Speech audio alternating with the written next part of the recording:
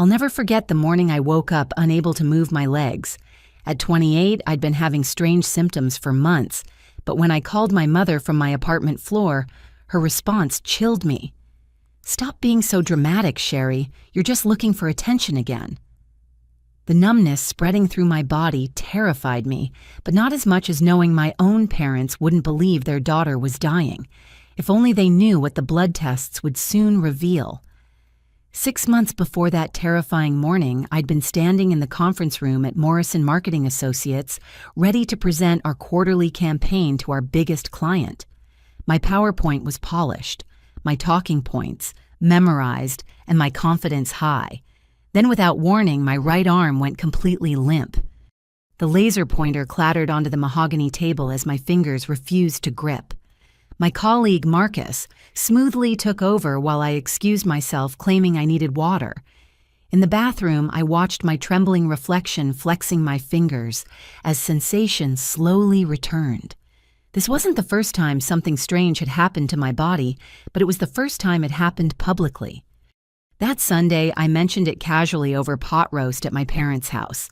The dining room hadn't changed since my childhood, with its floral wallpaper and china cabinet displaying grandmother's collection. My mother, Patricia, paused mid-chew, her fork suspended in air. "You dropped a pointer and now you think something's wrong with you." She set down her fork with deliberate precision. "Honestly, Sherry, this is getting ridiculous." My father, Robert, didn't look up from his newspaper. The business section rustled as he turned the page, his silence as familiar as the ticking grandfather clock in the hallway. "Mom, I'm not saying anything seriously wrong. I just thought it was odd that my whole arm went numb for no reason." I pushed green beans around my plate, appetite fading. "You know what's odd?" My mother's voice sharpened like the carving knife she wielded at holidays. A grown woman who graduated summa cum laude from Northwestern still acting like she did when she was 12, inventing ailments for sympathy. The word stung worse than any physical symptom.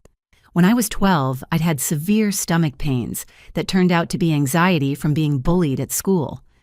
My mother had never let me forget how I'd wasted everyone's time with my dramatics. "Patricia," my father murmured without looking up. "Don't Patricia me, Robert. Someone needs to tell her the truth. First it was headaches in college, then that whole exhaustion phase after graduation. Now her arm falls asleep once and she wants us to panic." She turned back to me, hazel eyes hard behind her reading glasses. "You have a good job, your own apartment, decent health insurance. What more attention could you possibly need?" I wanted to mention the other symptoms I'd been documenting in my journal for weeks. The mornings when my vision blurred for no reason.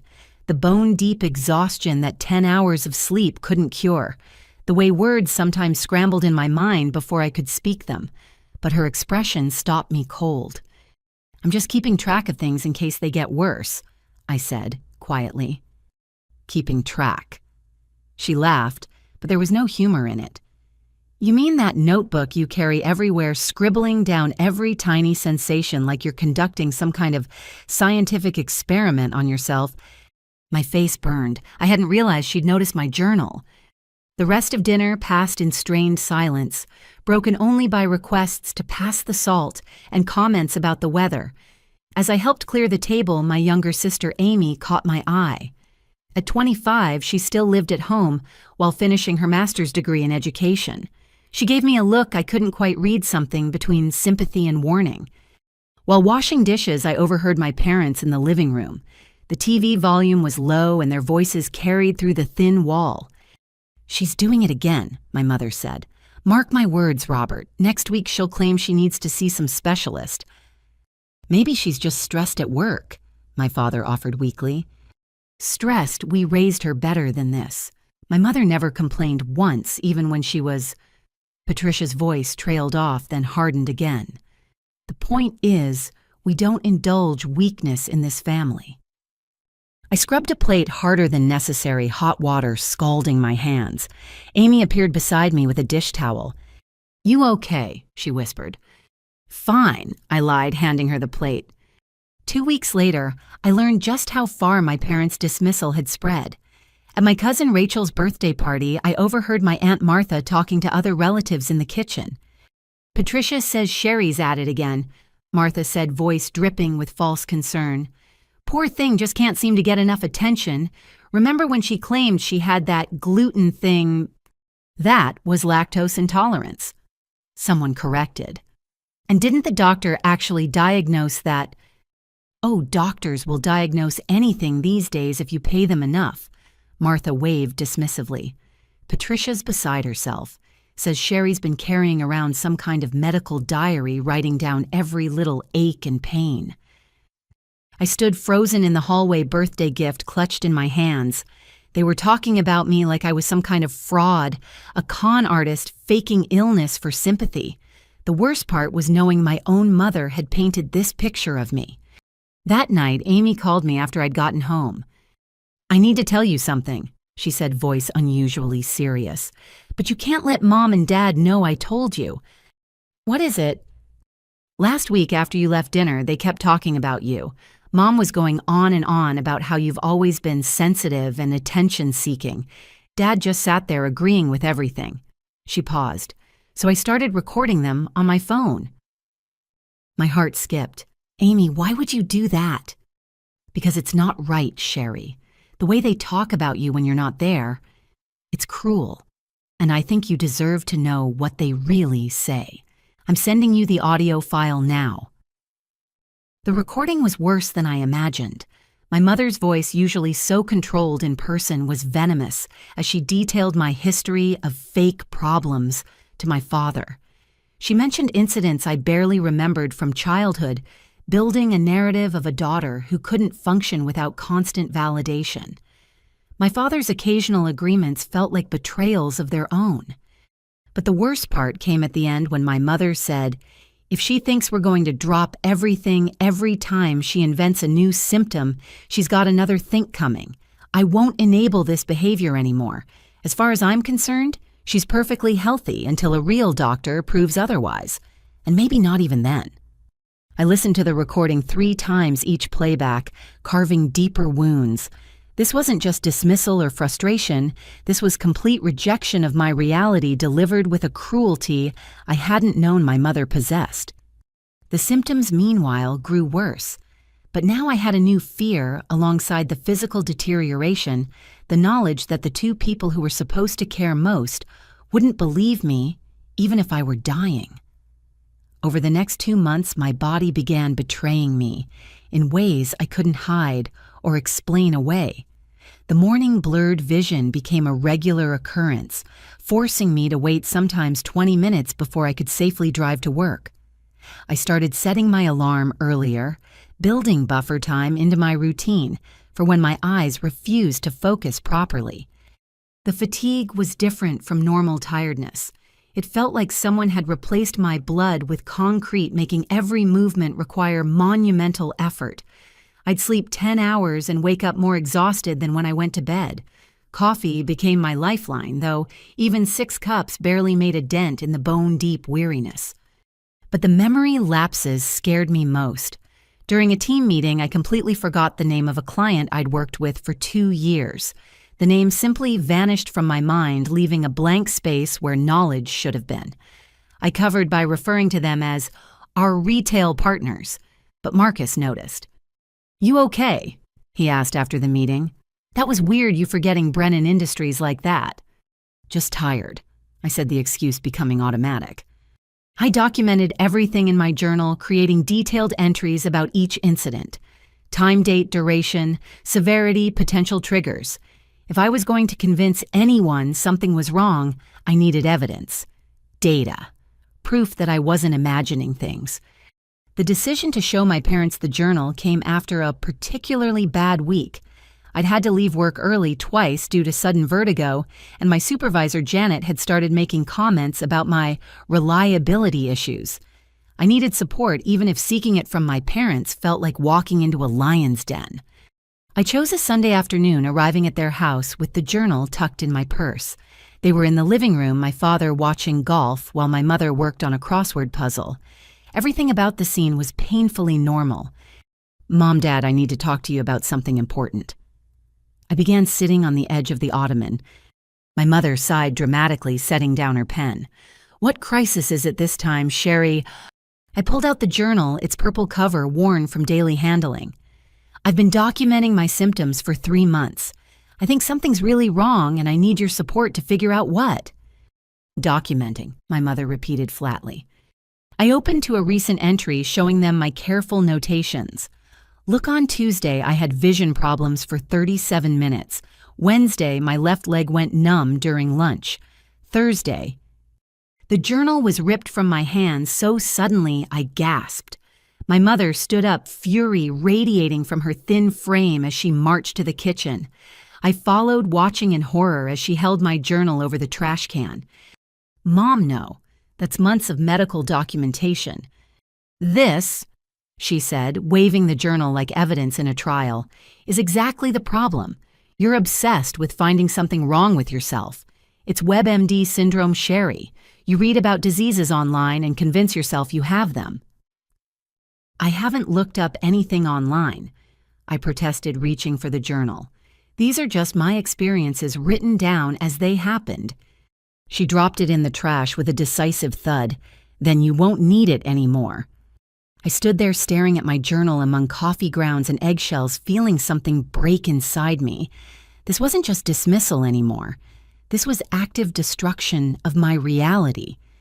My father appeared in the doorway, golf tournament forgotten. "Patricia, maybe that was a bit what, Robert? Harsh?" "Someone needs to be harsh.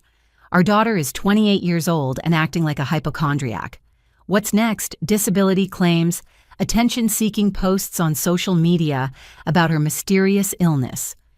I have never posted anything about this," I said through gritted teeth, fishing my journal out of the trash. Coffee stained the pages, but the ink hadn't run too badly. "I've been handling this privately, trying to understand what's happening to my body before involving anyone else." "What's happening," my father said slowly, "is that you're stressed. Your job is demanding you live alone. You don't have a relationship to ground you. Maybe what you need isn't medical attention, but psychological help." The suggestion might have been well-meaning from someone else, but from him, it felt like another dismissal. "You think I'm having a mental breakdown?" "I think," he said carefully, "that therapy might help you understand why you feel the need to create these situations." Create. I clutched my rescued journal, coffee dripping onto my mother's pristine floor. "You think I'm creating muscle weakness, making up vision problems, pretending to forget things?" "The mind is powerful," my mother interjected. "It can manifest all sorts of physical symptoms when someone is seeking attention or avoiding responsibility." "Avoiding what responsibility? I haven't missed a single deadline at work, despite feeling like I'm falling apart." "Yet," my mother said coldly, "give it time. Soon you'll be calling in sick, claiming you can't function, expecting everyone to cater to your needs." I left their house shaking with rage and hurt. In my car, I tried to clean the coffee stains from my journal pages, tears making the task harder. 3 months of careful documentation dismissed as attention-seeking fantasy, thrown in the trash like worthless delusions. That evening, Amy texted me, "Heard what happened. Mom's still ranting. Dad's agreeing with everything she says. I'm so sorry."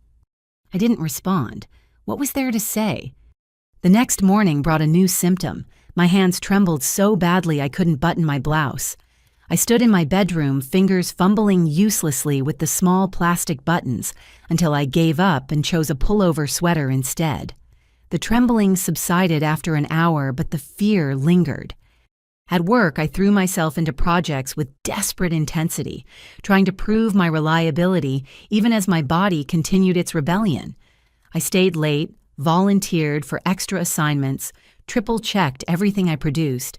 If I could just maintain the appearance of competence, maybe I could buy time to figure out what was wrong. But bodies don't care about performance reviews or parental approval. During a Wednesday afternoon presentation, my left leg went completely numb. Not the pins and needles sensation of a limb falling asleep, but total absence of feeling from hip to toe. I gripped the conference table, maintaining my smile while discussing market projections, willing my leg to support my weight. Excellent insights on the demographic shift, our client said. Could you walk us through the social media strategy on screen 3? Walking was exactly what I couldn't do. I stayed planted in place, gesturing to Marcus to advance the slides while I narrated from my position. The numbness lasted 40-minute sensation returning in waves of painful tingles just as the meeting concluded. You were acting strange in there, Janet commented afterward. Why didn't you move from that spot? Just finding my groove, I said weakly. She frowned but said nothing more. I limped back to my desk, added the incident to my coffee-stained journal, and wondered how long I could maintain this charade. The answer came 2 weeks later when Amy called me breathless with excitement and anger. You're not going to believe what I recorded, she said. Mom and Dad had Uncle Dennis and Aunt Martha over for dinner last night. The things they said about you. I don't know if I want to hear it, I admitted, exhaustion weighing down every word. You need to, Amy insisted. They're poisoning the entire family against you. Listen to this. The recording was crystal clear. My mother's voice dominated the conversation, painting me as a manipulative attention seeker who'd been performing illness since childhood. She cited examples spanning decades, building a case that would convince any jury of my supposed deception. Remember when she was 16 and claimed she couldn't see the board at school? My mother said. We got her glasses she didn't need, wore them for a month before miraculously recovering her vision. I remembered that incident differently. The optometrist had said my vision was borderline, that glasses might help with eye strain. When they hadn't made much difference, I'd stopped wearing them. But in my mother's retelling, it became evidence of manipulation. And in college, my mother continued, the mysterious fatigue that only appeared during finals week.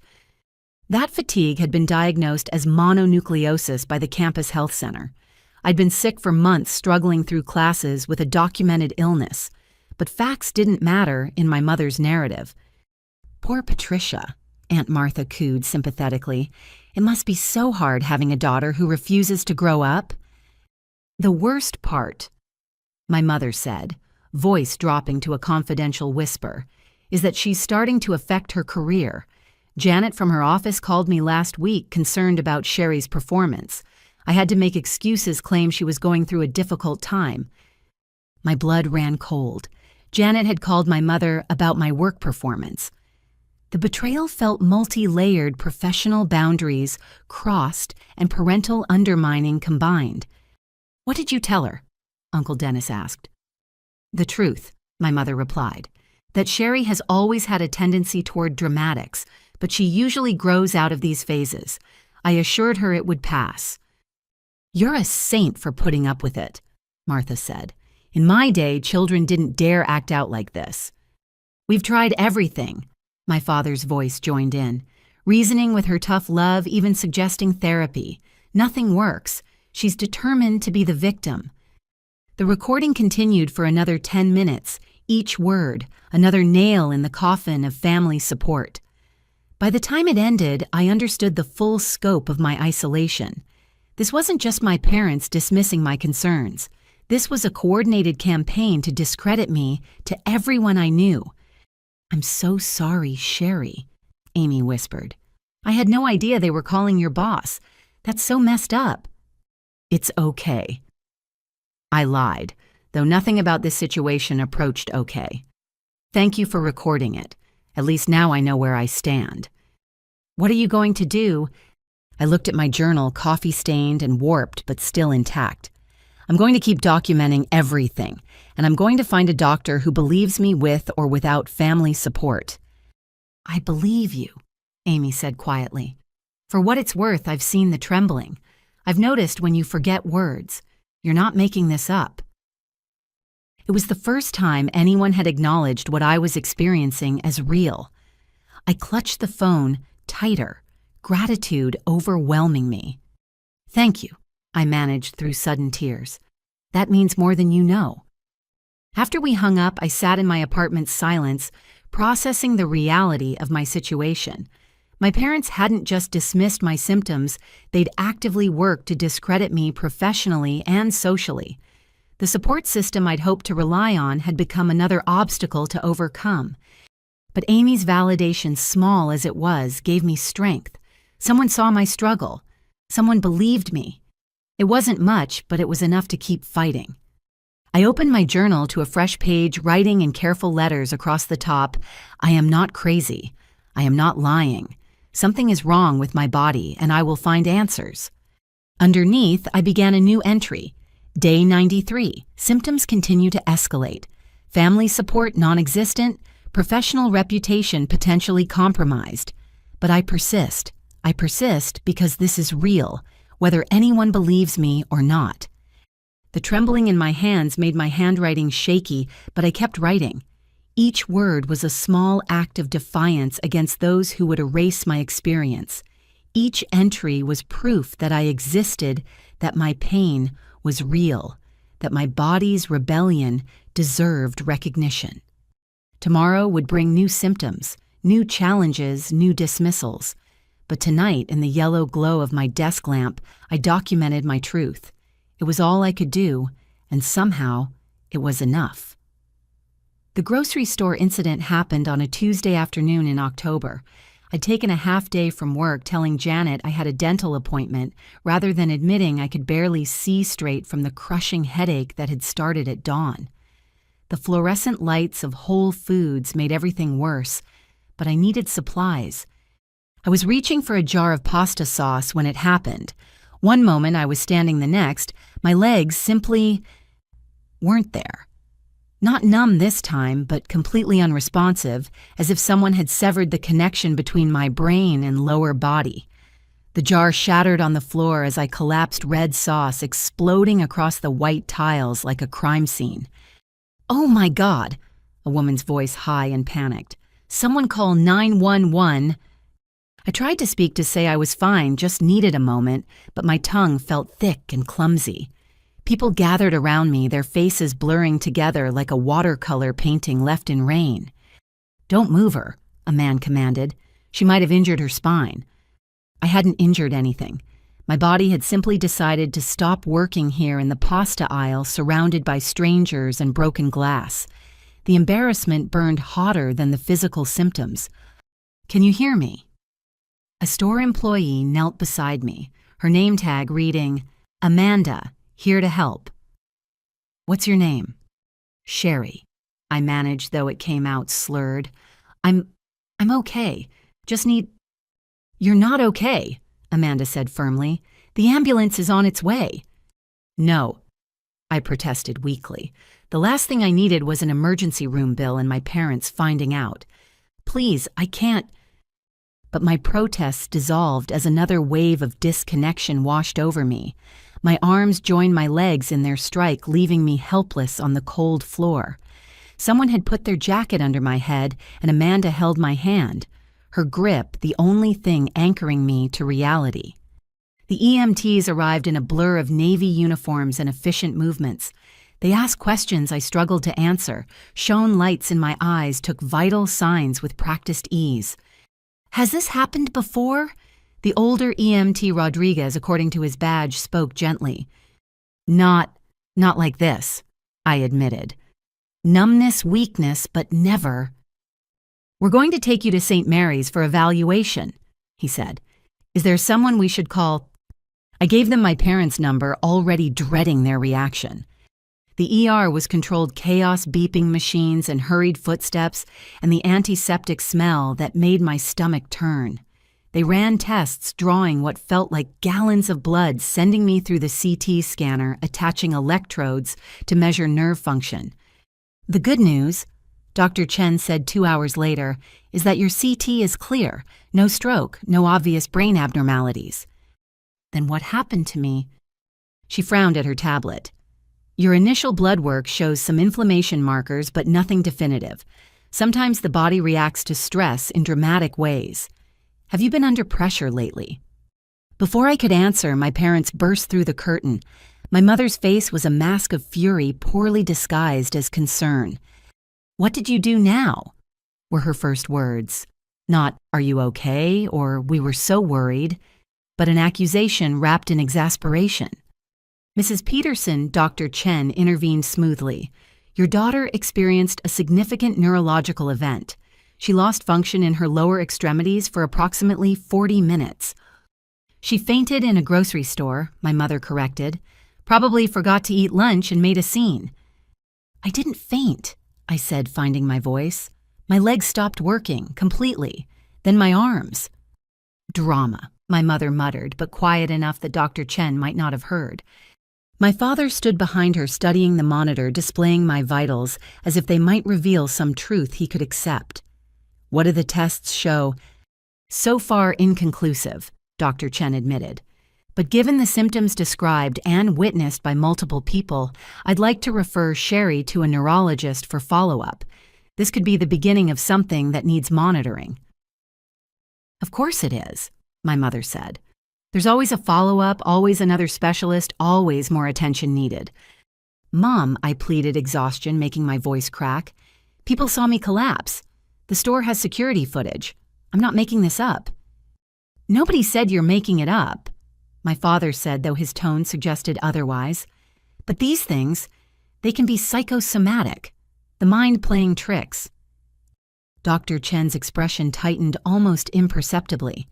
"Mr. Peterson, while psychological factors can manifest physically, what your daughter experienced today suggests a neurological component that warrants investigation." "At what cost?" my mother demanded. "Do you know what emergency room visits charge these days? What specialists bill all for what will probably turn out to be anxiety or attention-seeking behavior?" "I'll pay for it myself," I said quietly. "I'm not asking you for money." "With what your marketing salary?" "After you've already been taking half days and leaving early." My mother's inside knowledge of my work schedule confirmed my suspicions that Janet had been reporting to her. "How long before you lose that job and come running to us?"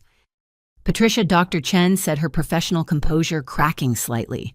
"Your daughter needs support right now, not—" "Don't tell me what my daughter needs," my mother snapped.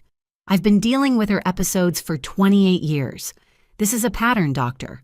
Create a crisis, seek attention, disrupt everyone's lives, then miraculously recover when she's gotten enough sympathy." The silence that followed was deafening. Dr. Chen looked between us, clearly reassessing the situation. I could see her weighing professional obligations against family dynamics she couldn't fully understand. "Sherry," she said finally, "you're an adult. You don't need anyone's permission to seek follow-up care. I'm going to discharge you with a referral to Dr. Marcus Harrison at the Neurology Associates Clinic. He's excellent." She handed me the paperwork, then did something unexpected. While my parents were distracted by discharge forms, she leaned close and pressed something into my hand, a business card different from the referral. "Call him," she whispered. "Tell him Eleanor Chen sent you. He'll make sure you're seen quickly." I palmed the card, nodding gratefully. The ride home was a silent war. My father drove while my mother sat rigid in the passenger seat. I huddled in the back legs, still shaky but functional, trying to process what had happened. Not just the collapse, but my parents' public dismissal of my medical crisis. "You'll pay us back for the ER copay," my mother said as we pulled up to my apartment building, "since you insisted on making this spectacle." "I didn't insist on anything," I said. "My body stopped working in a public place. The store called the ambulance." "Your body stopped working," she repeated mockingly. "Always so dramatic. Do you know how embarrassing it was getting that call at Bridge Club, having to leave in the middle of a hand because our adult daughter fainted in Whole Foods? I could have been dying," I said quietly. "Would that have been less embarrassing for you?" My father's hands tightened on the steering wheel. "Don't be melodramatic, Sherry. You're clearly not dying. How would you know you haven't asked a single question about how I feel, what I've been experiencing, why this happened? You just show up and apologize for my existence." "We show up," my mother said, turning to face me with cold eyes, "because despite your behavior, we're your parents.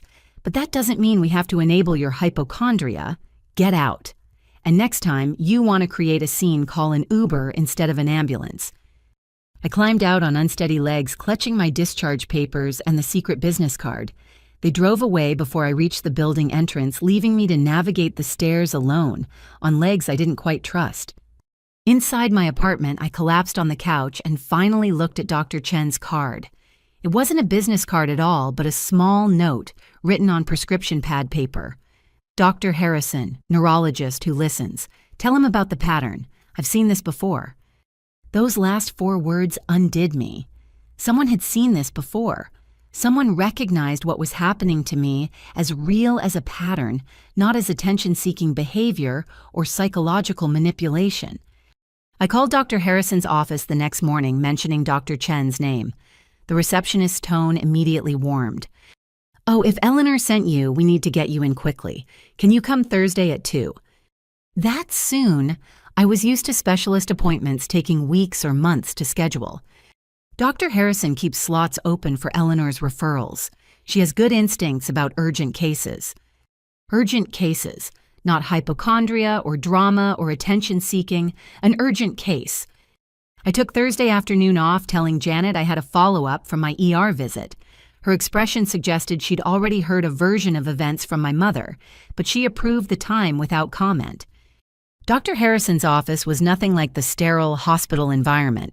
Warm colors, soft lighting, and a waiting room that felt more like a living room than a medical facility. When he called me back personally, rather than sending a nurse, I knew this would be different. "Eleanor tells me you've been having progressive neurological symptoms that your family is dismissing," he said without preamble, settling into a chair across from me rather than behind his desk.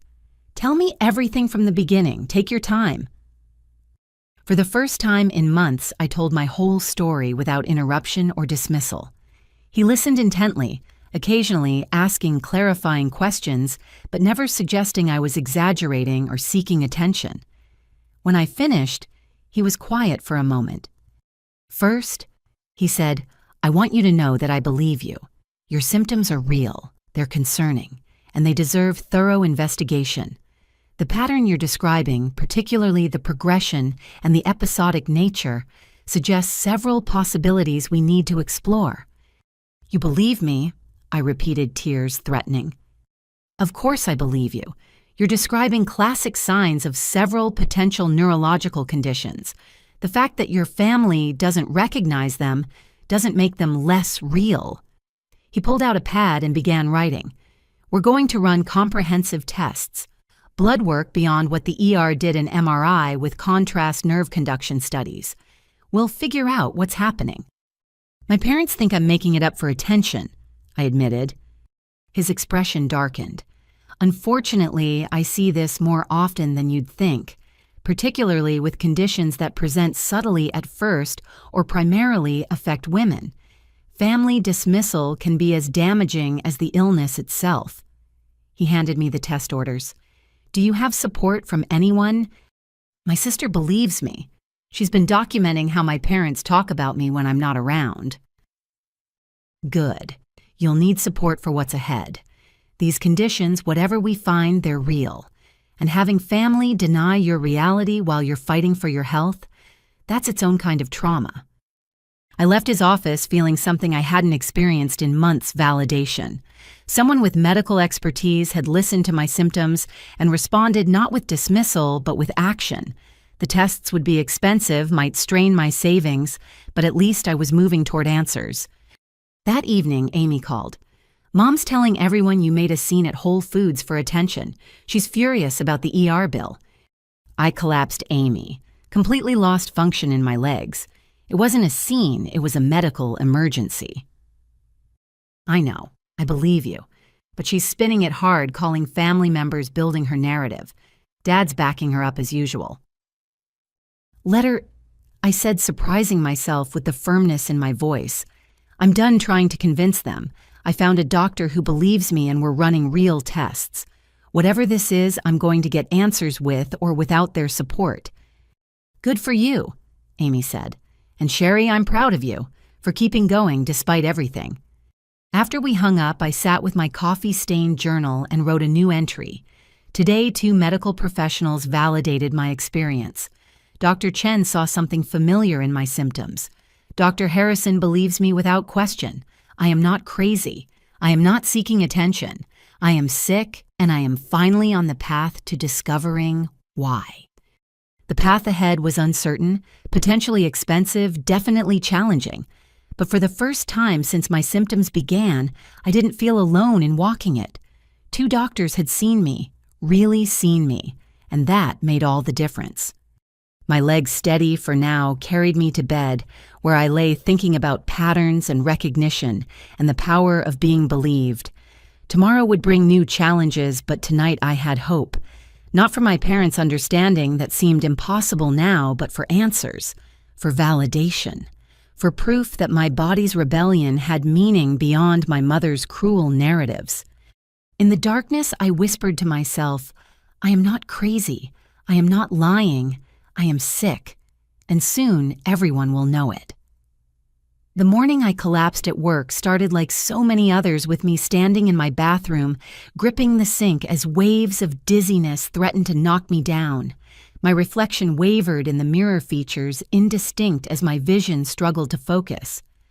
4 cups of coffee hadn't touched the bone-deep exhaustion, and I'd already taken twice the recommended dose of over-the-counter pain medication for the headache that felt like my skull might crack open. "You can do this," I whispered to my blurry reflection. "Just 8 hours, one day at a time." I dressed carefully, choosing a blazer with pockets to hide the tremor in my hands and flat shoes in case my legs betrayed me again. The drive to Morrison Marketing required all my concentration, and I white-knuckled the steering wheel, praying my body would cooperate until I reached the parking garage. The presentation was scheduled for 10:30. Richardson Retail, our biggest client, was expecting a comprehensive quarterly review and strategy proposal for their holiday campaign. I'd prepared for weeks, perfecting every slide, memorizing every talking point. This presentation could secure my position despite my recent reliability issues, proving I was still valuable to the team. By 9:45, I knew I was in trouble. The conference room lights seemed to pulse with my heartbeat, and sweat beaded on my forehead despite the air conditioning. My hands shook so badly, I could barely hold my laser pointer steady during the tech check. "You good?" Marcus asked, setting up the video conference link. "You look pale." "Just nervous," I lied, forcing a smile. "Big presentation." He squeezed my shoulder supportively. "You'll crush it. You always do." But as the Richardson team filed onto the screen and our local executives took their seats, my body began its betrayal in earnest. The tremor spread from my hands up my arms, and my legs felt like they were dissolving beneath me. I gripped the edge of the table, hoping it looked like confident posture rather than desperate support. "Good morning, everyone." I began, proud that my voice remained steady despite everything. "Today we'll be reviewing third-quarter performance and presenting our holiday strategy recommendations." I managed the introduction smoothly, clicking through the initial slides with minimal fumbling. But as I moved into the data analysis section, the room began to spin. Not a gentle sway, but a violent carnival ride rotation that made my stomach lurch. As you can see from these conversion metrics, I continued gesturing at a screen that now appeared to be melting. Our targeted campaigns exceeded projections by... The number wouldn't come. I stared at the slide I'd created, the one I'd reviewed 100 times, and the digits might as well have been hieroglyphics. My mind, usually sharp with figures, offered nothing but static. 15%. Marcus supplied smoothly, stepping closer. "Sherry, why don't you elaborate on the demographic breakdown while I advance the slides?" I nodded gratefully, but as I turned to face the conference room fully, my legs finally gave out. Not gradually this time, but all at once, like someone had hit a switch. I crumpled, catching myself on the table's edge for a moment before sliding to the floor, my blazer catching and tearing on a chair arm as I went down. The room erupted in chaos. Chairs scraped back, voices rose in alarm, and someone killed the video feed to spare our clients the scene. I lay on the carpet, fully conscious but unable to make my legs respond, watching my carefully constructed professional facade shatter as thoroughly as that pasta jar in Whole Foods. "Call an ambulance," Janet commanded, her usual composed demeanor cracking. "Marcus, get her some water. Everyone else out." "No ambulance," I managed, remembering the ER bill I was still paying off. "Please, I just need a minute." "Sherry, you just collapsed in the middle of a client presentation," Janet said, kneeling beside me. Her expression was unreadable, caught between concern and something else. Calculation, maybe. "This isn't something you walk off." My legs began to tingle sensation, returning in painful waves. With Marcus's help, I managed to sit up back against the wall, trying to salvage some dignity from the situation. The Richardson team was gone from the screen. The presentation abandoned my professional reputation in ruins. "I have a neurological condition," I said quietly. "I'm seeing a specialist, getting tests. This shouldn't have happened here. I'm so sorry." Janet studied me for a long moment. "How long has this been going on?" "Months, but I've been managing it, keeping up with my work." "Have you—" She pulled out her phone, scrolling through something. "Because I've been tracking your performance, Sherry. The missed deadlines you thought no one noticed. The projects you've quietly passed to Marcus. The afternoons you've left early or come in late." Each accusation hit like a physical blow. I'd thought I'd been so careful, so clever in hiding my struggles. But Janet had seen everything, compiled it all into data points that painted a picture of decline. "Then there's this," she continued, voice hardening. "Your mother called me last month, warned me about your attention-seeking behaviors and tendency toward dramatic episodes. I defended you, said you were one of my best employees. But now—" "My mother called you." The betrayal felt fresh, despite knowing about it from Amy's recording. Hearing it confirmed by my boss made it real in a different way. "She had no right. She's your emergency contact. She was concerned about your impact on the company." Janet stood, smoothing her skirt. "Take the rest of the day. Hell, take tomorrow too. But when you come back, we need to have a serious conversation about your future here." "Janet, please. I'm good at my job. This medical situation, it's temporary. Once we figure out what's wrong—" "That's just it, Sherry. Once we figure it out isn't a timeline I can work with. Richardson was watching that presentation. Do you know what it looks like when one of my senior marketing strategists collapses mid-pitch? Do you know what they're thinking about our company's stability right now?" I wanted to argue, to fight, to rage against the unfairness of being punished for illness. But sitting on the floor with carpet burns on my palms and my torn blazer exposing my vulnerability, I had no ammunition left. The room emptied until only Marcus remained. He helped me to my feet, supporting me as my legs relearned their function. "That was messed up," he said quietly. "The way Janet just turned on you." "She's protecting the company," I said, exhausted beyond measure. "I understand." "Do you? Because from where I'm standing, it looks like discrimination against someone with a medical condition." He guided me to my desk, helping me gather my things. "You should document everything. The presentation, what Janet said, all of it." I almost laughed. "I've been documenting everything for months. No one believes the documentation of someone they've decided is attention-seeking." Marcus frowned. "Who told you that you're attention-seeking?" "My mother, my father, extended family. And apparently my mother's been spreading that narrative to my boss." I shoved my laptop into my bag with shaking hands. "It's funny. I spent so much energy trying to hide my symptoms, to maintain normalcy, to not seek attention. And I'm still labeled an attention seeker." "Your family sounds toxic," he said bluntly. "No wonder you've been struggling alone." "I have my sister," I said, "and a good doctor now. It's more than I had a month ago." Marcus drove me home, insisting I shouldn't be behind the wheel. During the ride, he shared something I hadn't expected. "My daughter has lupus," he said, eyes on the road. "Took 3 years to get diagnosed because her first symptoms were vague. Fatigue, joint pain, brain fog. Doctors kept telling my wife she was overreacting, that teenagers are just tired.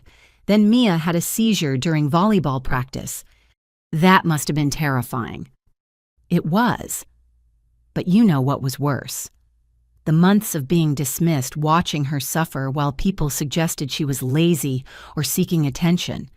Even some family members implied we were enabling her. He glanced at me. The pattern's always the same. Invisible illness gets denied until it becomes dramatically visible. What happened after the seizure? Finally got proper testing. Started treatment. She's in college now, managing well with medication. But those years of medical gaslighting did damage. She still struggles to trust her own body, still apologizes for symptoms like they're character flaws. We pulled up to my building. Before I got out, Marcus handed me a business card. My wife runs a support group for people with chronic illnesses and their families. Might be helpful, especially given your family situation.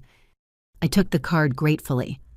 Marcus, thank you for everything. The presentation saved the ride this. Take care of yourself, he said seriously. And don't let them push you out without a fight. What happened today wasn't your fault. Inside my apartment, I collapsed on the couch and finally let myself cry. Not gentle tears, but body-shaking sobs that left me breathless. The presentation disaster replayed in my mind on loop, each viewing revealing new humiliations I'd missed in the moment. My professional reputation, carefully built over 6 years, had crumbled in minutes. My phone buzzed with texts. 3 from Amy asking if I was okay, having somehow already heard about the incident. 1 from my mother, surprisingly. Janet called. Apparently, you made quite the scene at work today. This is what I warned her about. You're determined to destroy everything you've built, aren't you? Dad and I are disappointed, but not surprised. I stared at the message, waiting to feel something. Anger, hurt, frustration. But there was only emptiness where my emotional response should have been. My mother had won in a way. Her narrative about my attention-seeking had become reality in everyone's eyes. The fact that I'd collapsed from actual neurological symptoms didn't matter. The story was set. Amy called while I was still staring at the phone. Sherry, I heard what happened. Are you okay? No, I said honestly. I collapsed during the most important presentation of the year. Janet basically told me my job's in jeopardy, and Mom's already spinning it as proof of her attention-seeking theory. That's such crap. You have actual medical symptoms. You're seeing a neurologist. This isn't some psychological game. Try explaining that to anyone who's already decided I'm a drama queen. I pulled the coffee-stained journal from my bag, flipping to a fresh page. I need to write this down while it's fresh. Marcus said to document everything. Good idea. And Sherry, maybe it's time to look into medical leave or disability protections. You can't keep pushing yourself like this. With what diagnosis, Dr. Harrison is still running tests. Without official documentation, I'm just an employee who can't handle her job. We talked for another hour, Amy offering support and practical suggestions while I took notes. She mentioned researching ADA protections and employee rights, showing a fierce protective streak I hadn't expected from my younger sister. After the call, I sat in the gathering dusk of my apartment considering my options. My body was failing in increasingly dramatic ways. My family had abandoned me. My job hung by a thread. But somehow, in the ruins of my carefully constructed life, I found unexpected clarity. I pulled out Dr. Harrison's card and the information about Marcus's wife's support group. Then I opened my laptop and began researching. Disability laws, medical leave policies, patient advocacy groups, invisible illness resources. If I was going to fight this battle, I needed better weapons than mere endurance. The tremor in my hands made typing difficult, but I persisted. Each bookmark saved felt like a small act of rebellion. Each resource discovered was ammunition against those who would dismiss my reality. By midnight, I'd created a comprehensive file, legal resources support groups, medical advocacy organizations, even lawyers who specialized in disability discrimination. I might be losing control of my body, but I could still control my response to that loss. Before bed, I made one final journal entry. Today I lost my professional facade but gained something more valuable: clarity about who stands with me and who stands against me. Marcus and his family understand. Amy fights for me. Dr. Harrison believes me. These allies matter more than a mother who undermines me or a boss who sees me as a liability. Tomorrow I begin fighting differently, not to hide my illness, but to demand recognition and accommodation. I am done apologizing for symptoms I didn't choose. My legs carried me to bed unsteady but functional. Tomorrow would bring new challenges, possibly including unemployment. But tonight, I felt something I hadn't experienced in months' hope. Not for cure or even diagnosis yet, but for the possibility of living truthfully with whatever my body was becoming. The tremor in my hands had spread to my core by the time sleep took me, but I didn't fight it. My body would do what it needed to do. My job was to survive it, document it, and demand better from a world that preferred my suffering stay invisible. Dr. Harrison's office felt different on my second visit. The warm colors and soft lighting remained unchanged, but I arrived bearing the weight of my workplace collapse and mounting evidence that something was seriously wrong. My hands shook as I filled out updated forms, noting new symptoms that had emerged in the 2 weeks since our first meeting. Sherry. Dr. Harrison greeted me personally again, his expression serious but kind. I've reviewed your test results. Let's talk in my office.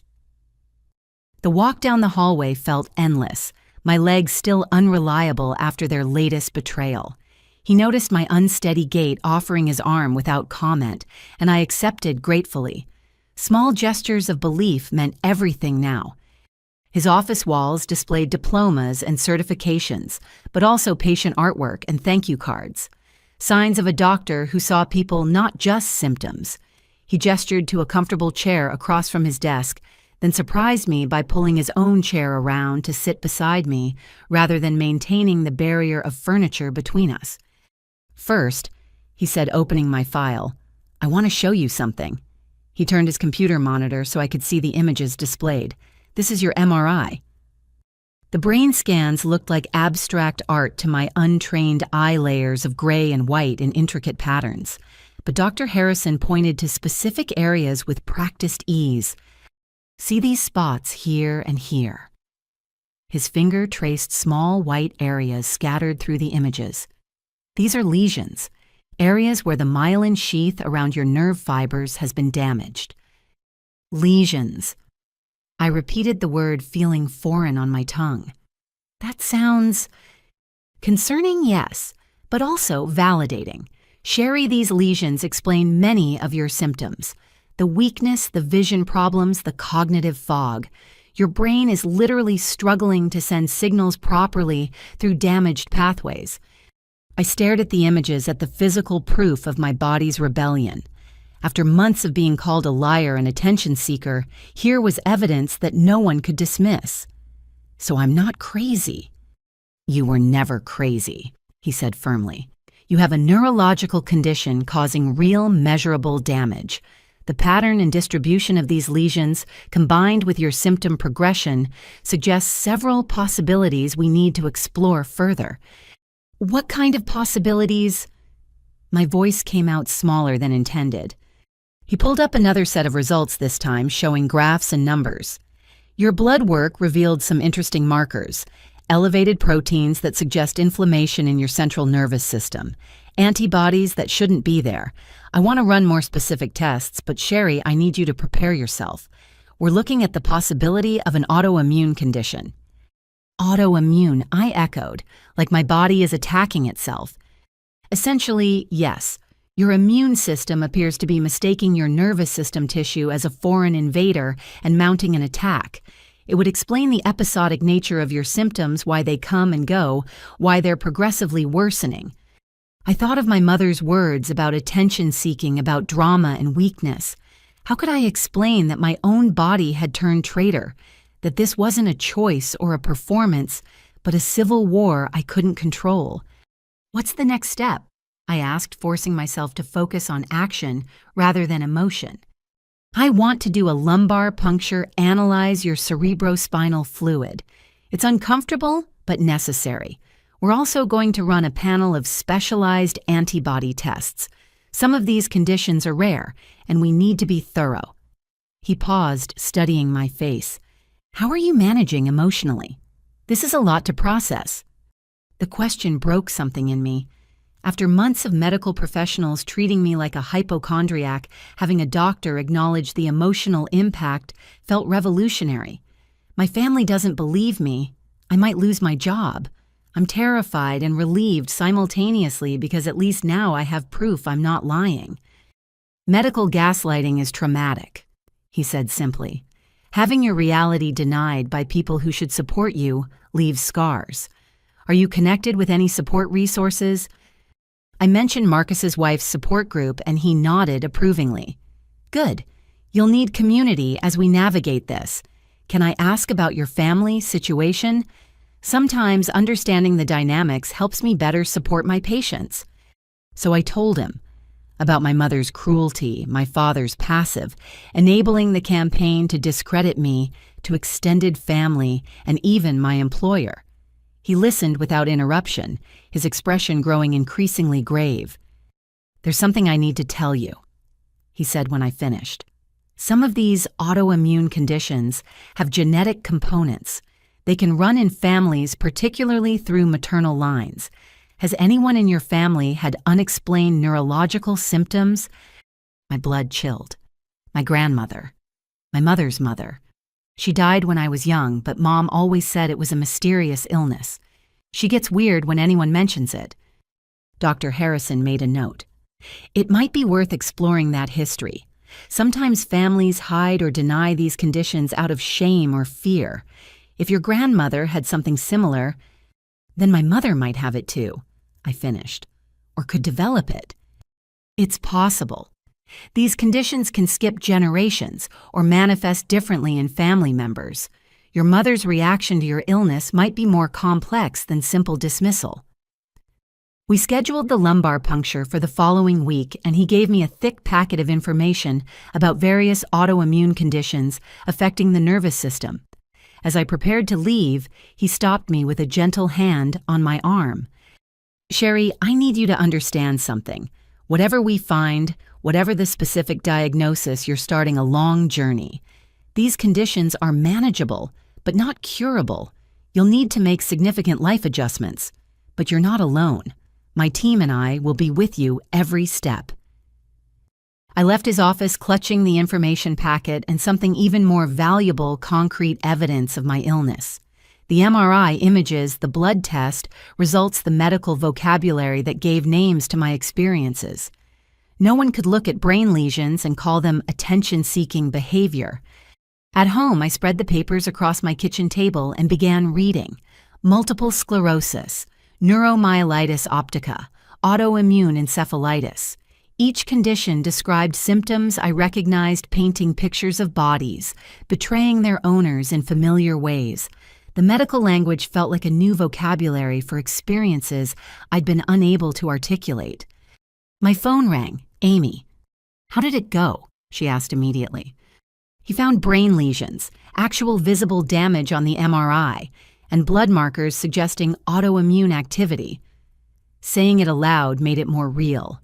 "I'm not crazy, Amy. There's actually something wrong with me." "I knew it," she said fiercely. "I knew those symptoms were real. Have you told Mom and Dad?" "Not yet. I'm still processing. But Dr. Harrison mentioned something interesting. These conditions can be genetic. He asked about family history." Amy was quiet for a moment. "Grandma Ruth, you remember her being sick?" "Not really. I was too young. But I remember Mom getting weird about it. And once, when I was in high school, I found some old medical bills in the attic. Neurologist visits, hospital stays. When I asked Mom about them, she said I had no business snooping and threw them away. She's been hiding this," I said, pieces clicking into place.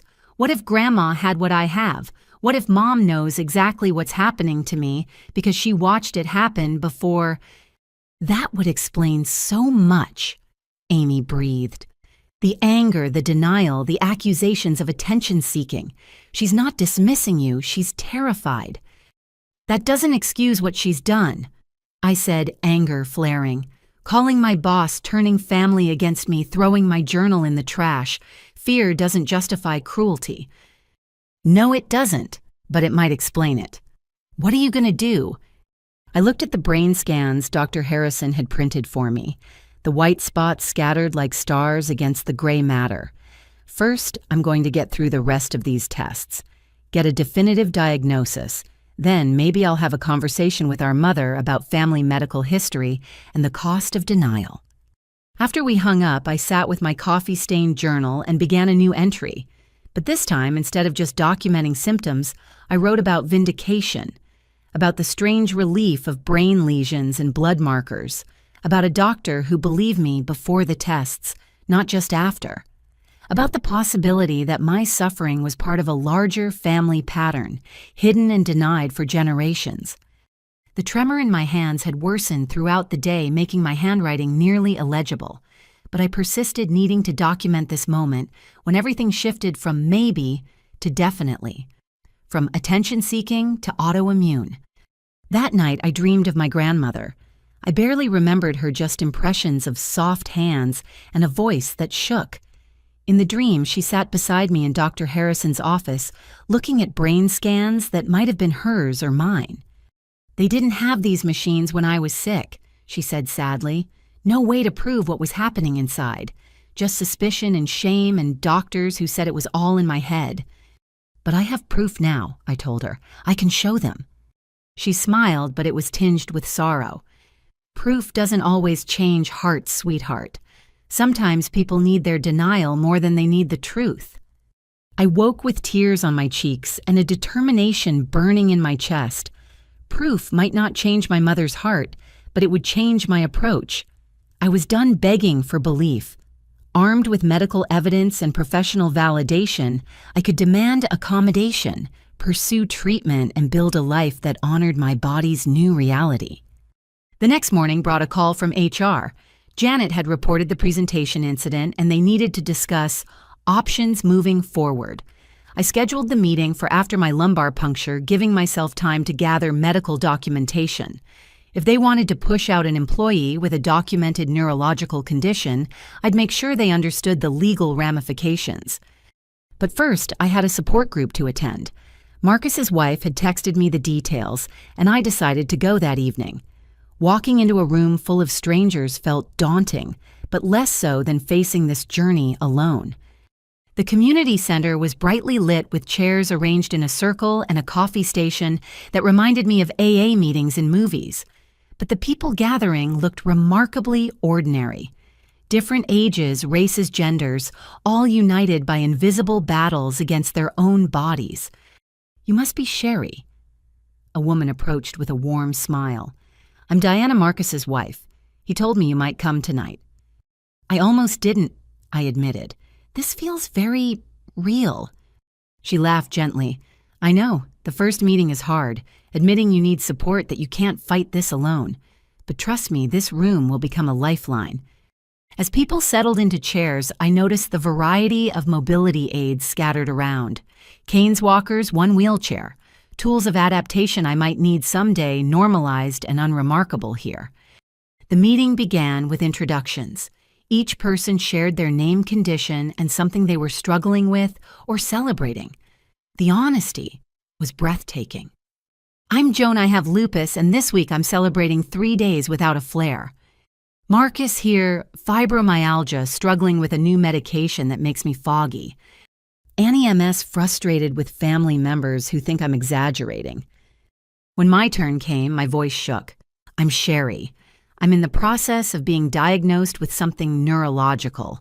My family thinks I'm attention-seeking, and I just found out I have brain lesions." The group's response was immediate and warm. Nods of understanding, murmurs of support, even a few "been there" comments that made me feel less alone. These people understood medical gaslighting, family denial, the strange grief of a body betraying you.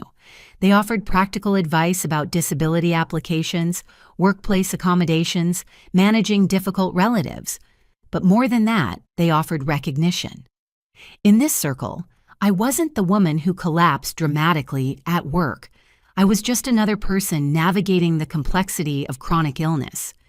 By the time I left, I had a folder of resources, several phone numbers, and an invitation to a smaller weekly coffee meetup for newly diagnosed people. The tremor in my hands felt less like a shameful secret and more like a membership card to a club I'd never wanted to join but desperately needed. Thanksgiving arrived with its usual demands of family togetherness, but this year felt different. Armed with my MRI results and preliminary diagnosis notes from Dr. Harrison, I decided to attend despite every instinct screaming otherwise.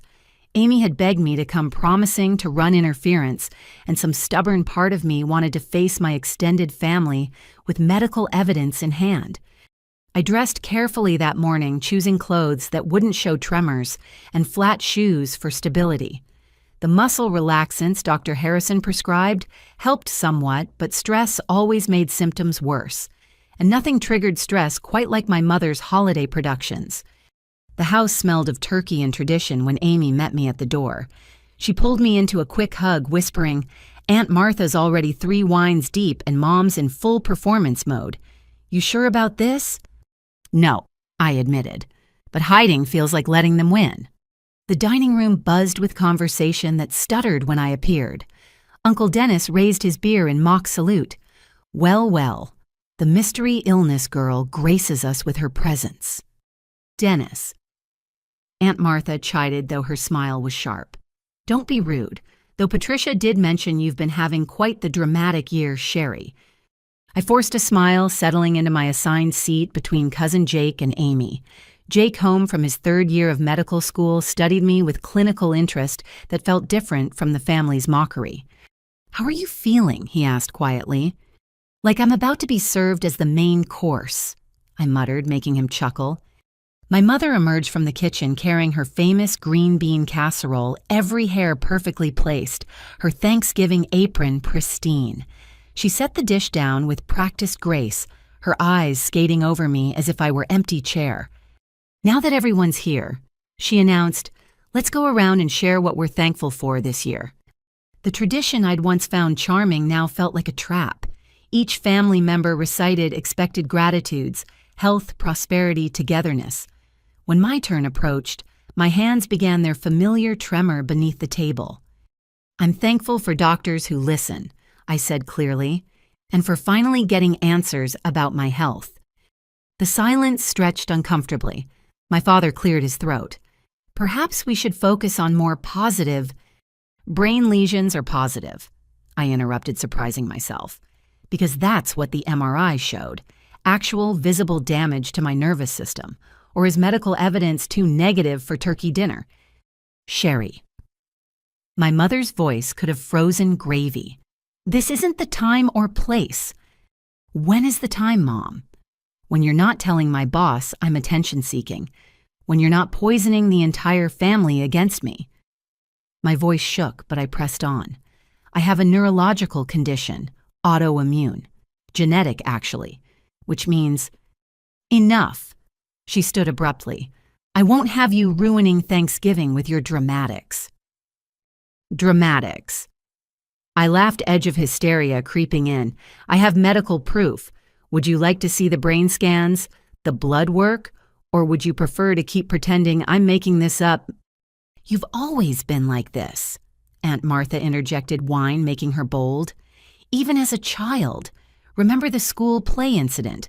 The birthday party, fainting spell, Patricia's had to deal with this attention-seeking for decades." "Those weren't attention-seeking," I said through gritted teeth. "They were early symptoms everyone ignored." Jake shifted beside me. "Actually, what Sherry's describing sounds consistent with several autoimmune conditions. The childhood presentations often get dismissed as behavioral issues when they're actually—" "Don't encourage her," my mother snapped. "Jake, you're studying to be a real doctor. You should recognize manipulation when you see it." My hands shook harder and I gripped my water glass to steady them. The tremor traveled up my arms, visible now despite my efforts. Jake noticed immediately, his eyes widening with medical interest rather than judgment. "Sherry," he said quietly, "how long have you had that tremor?" "Months. It's worse when I'm stressed, like now." "Can you hold your arms out straight?"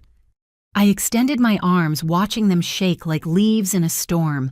Several family members stared, finally seeing visible evidence of my body's rebellion. Jake gently manipulated my hands, checking resistance and coordination with the practiced movements of clinical examination. "This isn't psychological," he announced. "The tremor pattern, the resistance quality. Aunt Patricia has Sherry shown you her test results. I don't need to see fabricated." "They're not fabricated." I stood too quickly, dizziness making me sway. "God, Mom, what are you so afraid of? Why can't you just—" The room tilted. My left hand went completely numb, releasing the water glass I'd forgotten I was holding. It shattered on grandmother's china water, and crystal shards exploding across the pristine tablecloth. The sound echoed in the sudden silence as I stared at my betraying hand fingers refusing to close despite my commands. My grandmother's Waterford. My mother's shriek pierced through my neurological fog. "That glass was from her wedding set. You destroyed it. You destroy everything." "I can't feel my hand," I said stupidly, still staring at the appendage like it belonged to someone else. "Of course you can't," she raged, moving around the table toward me. "It's always something with you. Always an excuse, always a scene. That glass survived 60 years, and you—" "Patricia." Jake's voice cut through her tirade with medical authority. "Sherry's having neurological symptoms. This isn't about the glass." "Don't tell me what this is about in my own home," she whirled on him. "You're as bad as she is enabling this behavior. That glass was irreplaceable." "Unlike your daughter." The words escaped before I could stop them. "Because you seem pretty willing to throw me away." "Get out!" Her voice went deadly quiet. "Get out of my house!" "Mom," Amy protested, "it's Thanksgiving. She's sick." "She's sick when it's convenient. She's always been sick when she needs attention or wants to avoid responsibility." She turned back to me, eyes hard as the crystal shards glittering on the tablecloth. "I'm done, Sherry. Done with the dramatics, the scenes, the constant crises. Get out." "Patricia." My father finally intervened. "Perhaps we should all calm—" "Don't you dare take her side," she hissed. "Not after everything I've endured with her lies and manipulations." "They're not lies," Jake said firmly.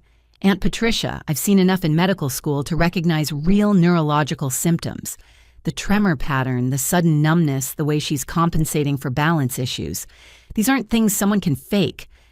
"Then explain why it only happens during family gatherings," she challenged. "Why she only collapses when there's an audience." "Stress exacerbates autoimmune conditions," Jake replied patiently. "The fact that her symptoms worsen around family who dismiss and belittle her is actually diagnostic. You're literally making her sicker." The truth hung in the air like smoke from a snuffed candle. My mother's face cycled through emotions too quickly to track before settling on cold fury. "How dare you?" she whispered. "How dare you blame me for her choices?" "What choices?" I found my voice again, anger burning through the neurological fog. "The choice to have my immune system attack my brain. The choice to develop lesions. Tell me, Mother, which part of this did I choose? The choice to parade it around like a badge of honor. The choice to make every family gathering about your latest crisis. The choice to be weak." That word weak finally broke something in me. All the months of hiding symptoms, pushing through pain, maintaining my job despite my body's rebellion, and she reduced it to weakness. "You want to know about weakness?" I said, voice steady despite the tremor consuming my entire body now. "Weakness is denying your own mother's illness until she died. Weakness is being so terrified of genetics that you'll sacrifice your daughter to maintain denial. Weakness is—" "Don't you dare mention my mother." The slap happened so fast I didn't see it coming. My already compromised balance failed completely, sending me stumbling backward into Jake, who caught me before I hit the floor. The room erupted. Amy screaming at our mother, Uncle Dennis trying to restore order, Aunt Martha declaring this was why she preferred dogs to children. But all I could focus on was the spreading numbness, now consuming my entire left side like ice water in my veins. "I need to go to the hospital," I said quietly to Jake. "Something's wrong. More wrong than usual. He didn't hesitate. I'm driving you. Amy, get her purse. If you leave this house, my mother said, voice shaking with rage, don't bother coming back. I'm done pretending you're my daughter. I looked at her. Really. Looked at her. Saw the fear beneath the fury, the desperate denial masquerading as strength. I'm done pretending too, I said. Done pretending you're the mother I needed. Done pretending your love was worth destroying myself to earn. Jake guided me toward the door, Amy flanking my other side. Behind us, the family dinner continued its descent into chaos, but I couldn't bring myself to care. The numbness had spread to my face, now making my words slur when I spoke. Thank you, I managed as Jake helped me into his car. Don't thank me yet, he said grimly. We need to get you evaluated. This looks like a significant relapse. As we pulled away from my childhood home, I watched it shrink in the side mirror. My mother stood silhouetted in the doorway, still as a statue, watching her sick daughter leave, rather than admit the possibility of inherited illness. She's terrified, Amy said quietly from the back seat. Grandma Ruth died badly, Sherry. Mom was her caregiver at the end. I think seeing you sick brings it all back. That's not an excuse, Jake said firmly. Fear doesn't justify abuse, and make no mistake, what just happened was abuse. I closed my eyes, letting their voices wash over me as we drove toward the hospital. The numbness felt different this time, deeper and more persistent. But underneath the fear was an odd relief. The pretense was over. The family dinner from hell had finally revealed truths we'd all been dancing around. My mother had shown her true face, and I'd shown mine. Both of us had broken character in that dining room, shattering illusions as thoroughly as grandmother's crystal. There would be no going back from this Thanksgiving, no pretending at future gatherings that we were anything other than strangers, bound by blood and divided by truth. The hospital kept me overnight after Thanksgiving, pumping me full of IV steroids to calm the inflammation in my nervous system. Jake stayed until they admitted me using his medical student status to ensure I got proper attention. Amy camped out in the uncomfortable visitor's chair, refusing to leave despite my protests. Someone from your family should act like family, she'd said fiercely, and that had ended the argument. By Friday afternoon, I was home again, exhausted but functional. The steroids had reduced the worst of the symptoms, though my left hand still felt clumsy and my balance remained uncertain. I spent the weekend recovering, dreading Monday's scheduled appointment with Dr. Harrison for specialized blood test results. But Sunday evening, my phone rang with his office number. Sherry, it's Dr. Harrison. I know your appointment isn't until tomorrow, but I've been reviewing your results, and I think we should talk tonight. Can you come in? The urgency in his voice sent ice through my veins. Is something wrong? I mean, more wrong than we already knew. I'd prefer to discuss this in person. I'll meet you at my office in an hour. The drive felt endless, every terrible possibility cycling through my mind. Cancer, ALS, some rare disease that would kill me within months. By the time I parked, my hands shook from more than just the tremor. Dr. Harrison met me at the door himself, the empty office building echoing our footsteps. His expression was serious, but not grim, which I took as a minor comfort. Thank you for coming, he said, leading me to his office. I wanted to discuss these results immediately because they're significant. He pulled up multiple computer screens showing lab results, graphs, and medical terminology I couldn't parse. But I recognized my name on every report, my birth date, marking these documents as the map of my body's rebellion. The specialized antibody panel came back positive for several markers. He began highlighting specific results, but this one is particularly notable. He pointed to a line reading, anti-MOG antibodies, positive high titer. What does that mean? MOG stands for myelin oligodendrocyte glycoprotein. It's a protein found in the protective coating around nerve fibers. Your immune system has created antibodies against it, which means it's actively attacking your nervous system's insulation. I stared at the results, trying to process. So it's definitely autoimmune. Yes, Specifically, you have what we call MOG antibody disease. It's relatively rare, often misdiagnosed as multiple sclerosis. But here's what makes your case particularly interesting. He pulled up another screen. These markers suggest a strong genetic component. The specific pattern the antibody levels, the age of onset, it all points to inherited susceptibility. My grandmother, I said quietly. She had something similar, didn't she? Without her medical records, I can't say definitively, but based on what you've told me about her symptoms and progression, it's highly likely. He leaned back, studying me. Sherry, has your mother ever been tested? She won't even admit Grandma was really sick. Testing would mean acknowledging the possibility. I understand, but here's what you need to know. MOG antibody disease is treatable. Not curable, but treatable. With proper medication, we can prevent relapses, reduce symptoms, even achieve remission. The key is aggressive treatment early before more damage accumulates. What kind of treatment?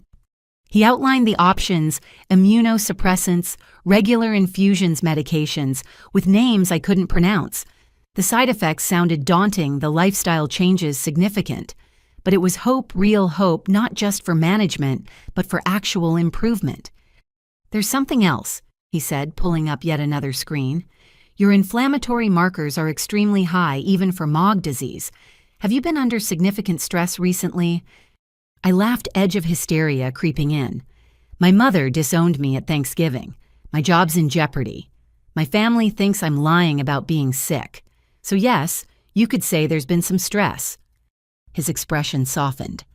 Family rejection during chronic illness is unfortunately common, especially with invisible conditions. The stress is literally making your disease worse. Your numbers here, he pointed to specific results, show inflammation levels consistent with severe psychological distress. Your mother isn't just wrong about your illness, she's actively exacerbating it. The clinical confirmation of what Jake had suggested hit hard. My mother's denial wasn't just emotionally damaging, it was physically harmful. Her rejection was literally feeding the disease, destroying my nervous system. I want to start treatment immediately, Dr. Harrison continued. The sooner we suppress this immune response, the better chance we have of preventing permanent damage. Some of these lesions can heal if we act quickly. Whatever it takes, I agreed. I'm ready. We scheduled my first infusion for later that week, and he gave me prescriptions for medications to start immediately. As I prepared to leave, he stopped me with a gentle hand on my arm. Sherry, I need you to understand something. This diagnosis, it's actually good news. MOG disease responds well to treatment. Many patients achieve near normal function with proper management. You're not looking at inevitable decline. But my grandmother died in an era before we understood these diseases, before MRIs, before antibody testing, before modern immunotherapy. You have options she never did. He smiled encouragingly. Don't let fear of her outcome dictate yours. I drove home in a dazed diagnosis echoing in my mind. MOG antibody disease.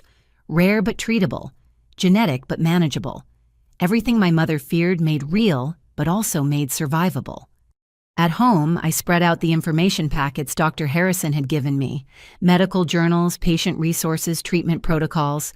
The reading felt like archaeology, digging through scientific language to understand my body's civil war. But knowledge felt like power, after months of confusion. Amy arrived as I was highlighting a passage about genetic inheritance patterns. She took one look at the papers scattered across my table and sat down hard. So it's official. MOG antibody disease, autoimmune, genetic, treatable. I showed her the test results, the undeniable numbers that proved my truth. Grandma probably had it too.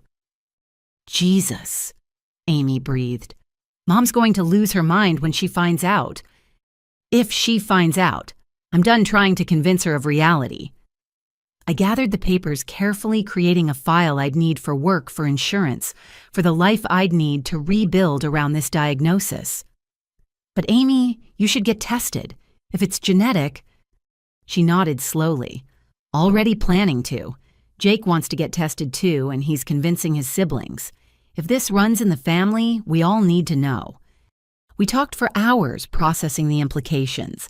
Amy showed me texts from various family members the Thanksgiving disaster having created clear camps.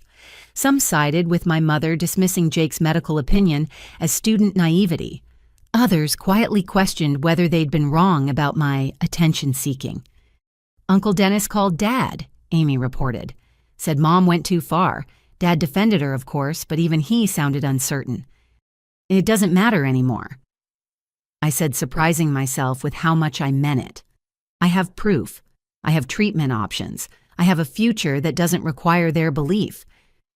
Monday morning brought 2 phone calls.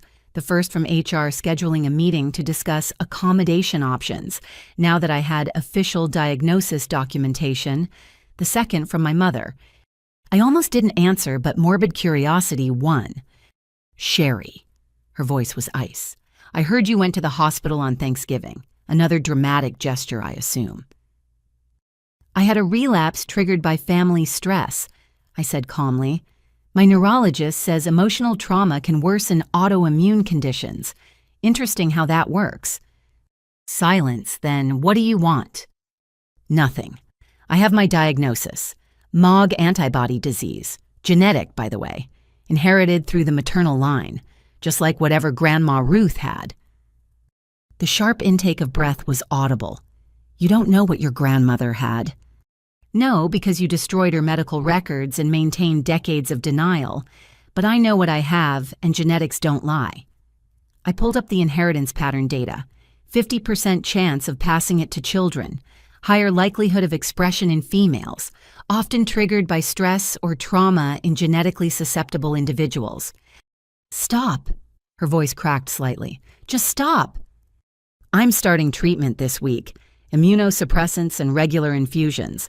With luck, I can achieve remission, something Grandma never had the chance for because medical science has advanced significantly since you watched her die. How dare you? I dare because I'm not going to die like she did. I dare because I refuse to let fear and denial steal my future. I dare because I finally understand that your cruelty comes from terror, not lack of love. I took a breath. But understanding doesn't mean forgiving. You made your choice at Thanksgiving. Now live with it. I hung up before she could respond, my hands surprisingly steady. The tremor that had plagued me for months felt quieter, as if naming the enemy had stolen some of its power. That evening, I attended the chronic illness support group again. This time, when we went around the circle, I had a different introduction. I'm Sherry. I have MOG antibody disease. This week, I'm celebrating finally having a diagnosis and starting treatment. The applause was warm and genuine. Diana hugged me after whispering, "The diagnosis changes everything. Now you can fight with the right weapons." Several members shared their own diagnosis stories, the relief of naming the unnamed, the power of proof after dismissal. We talked about treatment options, insurance battles, the strange grief of accepting a chronic illness, but also about hope adaptation, the life possible beyond diagnosis. My family still doesn't believe I'm really sick, one woman shared. Even with the diagnosis, they think I'm exaggerating. Some people need their denial more than they need the truth, I said, echoing my grandmother's dream words. We can't control their beliefs, only our response to them. The meeting ended with exchanged numbers and promises of support. I drove home feeling less alone than I had in months, part of a community I'd never wanted to join, but desperately needed. That night, I wrote in my journal with steadier hands, "Today I learned my enemy's name, MOG antibody disease. It sounds almost mundane, written out this thing that's been destroying my nervous system, but naming it gives me power. Treatment gives me hope. And strangely, my mother's rejection gives me freedom. I no longer need to convince anyone of my reality. The blood doesn't lie even when family does." I closed the journal and prepared for bed. Tomorrow's infusion appointment circled on my calendar. The road ahead was long paved with medications and lifestyle changes and medical appointments. But it was a road, not a cliff. That made all the difference. 3 weeks into treatment, I felt like a different person. The immunosuppressants had calmed my overactive immune system, and the tremor that had defined my days now only appeared during extreme stress. I could button my own shirts again, hold a coffee cup without fear, walk without constantly monitoring my balance. The improvement felt miraculous, even though Dr. Harrison warned me about the honeymoon period common with new treatment. Amy had been my constant support, driving me to infusions and staying during the hours-long process. We developed a routine. She'd bring her laptop and grade papers while I dozed in the recliner, poison dripping into my veins to save my life. It was during my 4th infusion that she brought up our mother. "She's been calling me," Amy said carefully, "asking about you. She pretends it's casual, but I can tell she's desperate for information." "What do you tell her?" "Nothing specific, just that you're managing." She paused. "Dad came by my apartment yesterday. First time he's ever visited without her. He looked terrible, Sherry. Asked if your diagnosis was real." "After everything he still doubts?" "I showed him the paperwork you gave me. The test results, the MRI images. He stared at those brain scans for like 10 minutes without speaking." Amy's voice dropped. "He said Grandma's scans looked similar near the end." I nearly dropped my water bottle. "He saw Grandma's medical records. Apparently. Mom doesn't know he kept copies. He's had them in a safe deposit box for 20 years. Amy pulled out her phone. "He gave me this." The photo showed a yellowed medical report, different terminology, older technology, but the pattern was unmistakable. Lesions, inflammation, progressive neurological decline, my grandmother's name at the top, her death certificate diagnosis at the bottom, complications from unspecified autoimmune encephalopathy. "She had it," I breathed. "She actually had what I have." Dad thinks Mom's been in denial since before Grandma died. She convinced herself it was psychiatric, that Grandma gave up, that weakness, killed her, not disease. Then you started showing symptoms. And every tremor, every collapse, every symptom reminded her of what she'd spent decades denying. I closed my eyes. It doesn't excuse anything. "No," Amy agreed. "But Dad wants to talk. Both of them do, I think. He mentioned maybe meeting somewhere neutral." I considered this during the remaining 2 hours of my infusion. Part of me wanted to maintain the clean break to protect my newfound stability from their toxic influence. But another part, the part that had inherited more than just autoimmune disease from my mother's line, wondered if truth might finally break through denial. "Set it up," I decided as the nurse removed my IV. "But on my terms, and I want witnesses." The meeting was arranged for the following Sunday at Amy's apartment. Neutral ground with my sister as mediator and, at my insistence, Jake present for medical support. I also invited Diana from my support group, wanting someone who understood chronic illness dynamics, to witness whatever unfolded. I arrived early, setting out my medical files on Amy's coffee table like evidence for trial. Test results, MRI images, treatment protocols, even a printed article about MOG antibody disease and genetic inheritance. If they wanted truth, I'd give them documentation. My parents arrived exactly on time, my father supporting my mother's elbow as if she were the fragile one. She'd aged in the weeks since Thanksgiving, her perfect composure cracked around the edges. They sat on Amy's couch like defendants while I took the chair across from them. "Thank you for coming," I began formally. "You look better," my mother said stiffly. "The treatment must be working." "It is. Amazing what proper medical care can accomplish when you actually have a real disease." She flinched but didn't respond. My father cleared his throat. "Sherry, we owe you an apology. I owe you an apology." He pulled out a folder I recognized. "I should have shown you these years ago." Grandma Ruth's medical records spread across the table between us. Reports, test results, hospital notes documenting a progression hauntingly familiar. I picked up a neurologist's report from 2 years before her death, the language outdated, but the observations clear. Patient presents with progressive weakness, tremor, and cognitive decline. I read aloud. Family reports personality changes and attention-seeking behavior, A clinical examination reveals organic neurological disease. She had it. She had MOG disease or something similar, and they called her attention-seeking too. That's not... My mother started, then stopped. Her hands twisted in her lap, the same nervous gesture I'd developed during my worst symptoms. You don't understand what it was like. Then explain it, I challenged. Explain why you spent my entire life denying what you watched happen to your own mother. She was quiet so long I thought she wouldn't answer. When she finally spoke, her voice was smaller than I'd ever heard it. She was so strong before. My mother was invincible. She raised 4 children, ran a household, never complained. Then suddenly she was falling down, forgetting our names, crying over nothing. She looked at her hands. The doctors had no answers. Some said it was mental breakdown. Others suggested early dementia. One even told my father she was faking for attention. So when I started having symptoms, I couldn't watch it again. The words came out raw, stripped of her usual control. I convinced myself you were different, that if I didn't acknowledge it, didn't enable it, you'd snap out of it. Because the alternative was admitting your daughter had the same disease that killed your mother, Diana said gently. The same genetic condition you might carry yourself. My mother's head snapped up, seeming to notice Diana for the first time. Who are you? Someone who understands medical denial.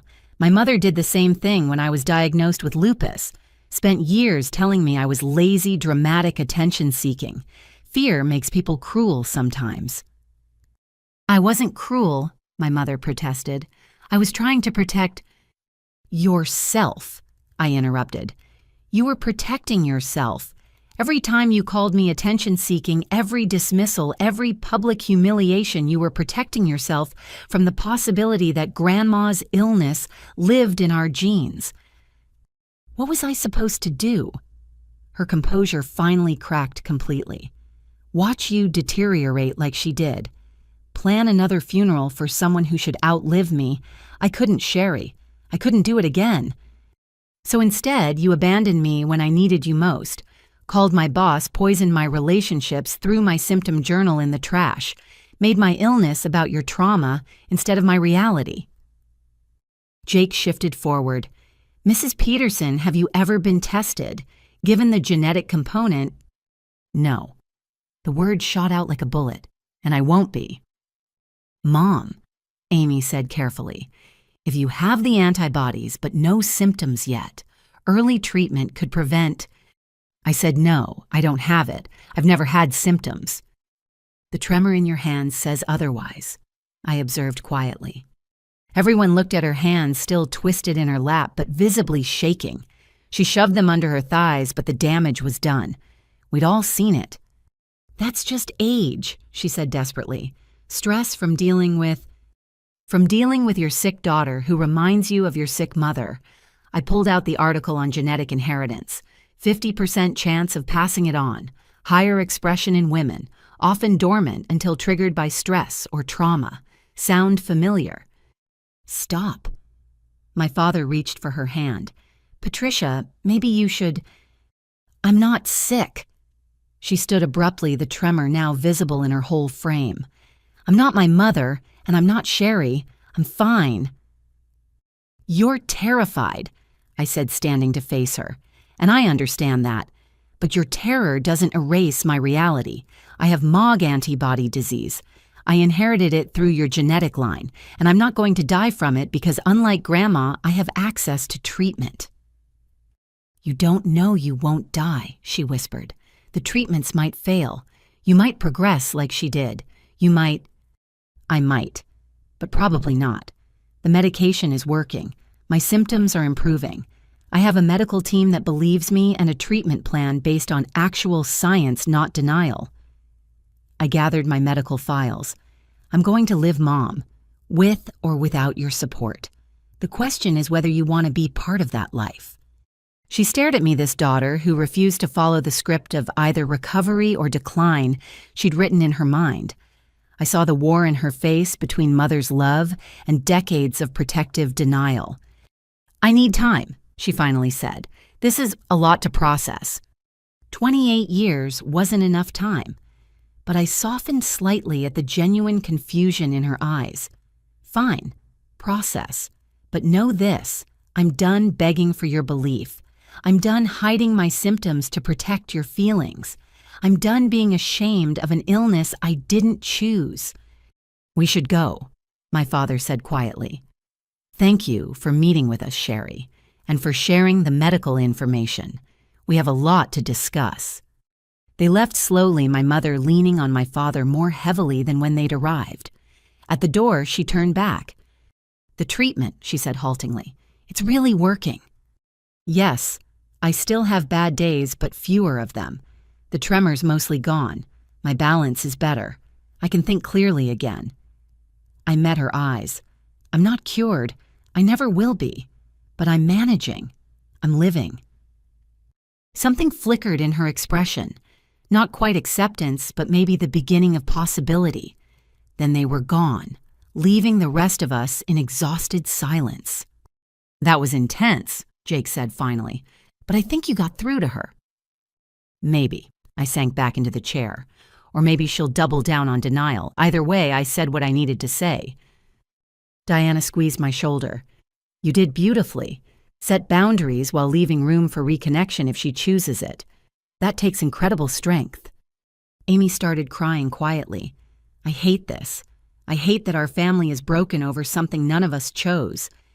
It's not broken over the illness, I corrected gently. It's broken over the response to illness. That was a choice, but choices can change. We talked for another hour, processing the confrontation and its implications. Jake offered to provide medical information if my mother ever wanted it. Diana shared resources for families dealing with genetic conditions. Amy just held my hand, sister solidarity in the face of family fracture. That night, I wrote in my journal, faced my mother with truth today. Not sure if it penetrated decades of denial, but I spoke my reality without apology. She saw Grandma in me. I saw myself in her trembling hands. We're all afraid, but fear doesn't have to mean cruelty. I choose differently. I choose truth treatment and the difficult grace of leaving doors open while protecting my heart. The genetic legacy stops here, not the disease that's beyond my control, but the denial. That dies with me. 2 days after the confrontation at Amy's apartment, my father called. His voice sounded different, older somehow, weighted with something I couldn't identify. Sherry, I need to see you, alone without your mother. There are things you need to know about our family's medical history. We met at a quiet cafe downtown, the kind of place where serious conversations could happen without interruption. He looked haggard, the composed businessman facade completely absent. In his hands was a worn manila envelope that he placed between us like a confession. Before I show you this, he began, I need you to understand that I've kept these secrets to protect your mother. But after Sunday, after seeing her hands shake just like Ruth's did, he trailed off, staring at his coffee. Dad, what is it? He opened the envelope, revealing documents I'd never seen. Medical records, but not just Grandma Ruth's.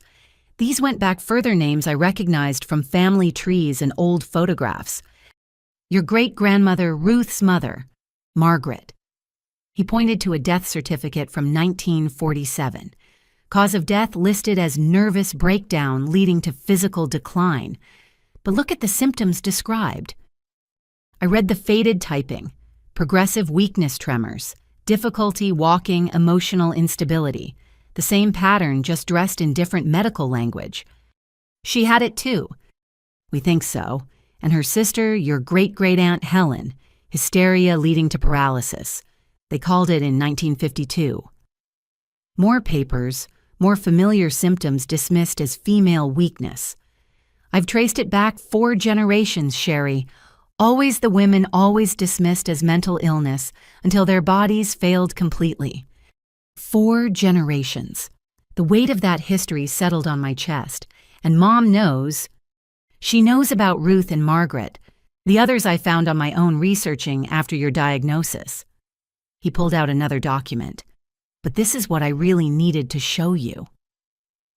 It was a medical report from Johns Hopkins dated 3 years ago. My mother's name at the top.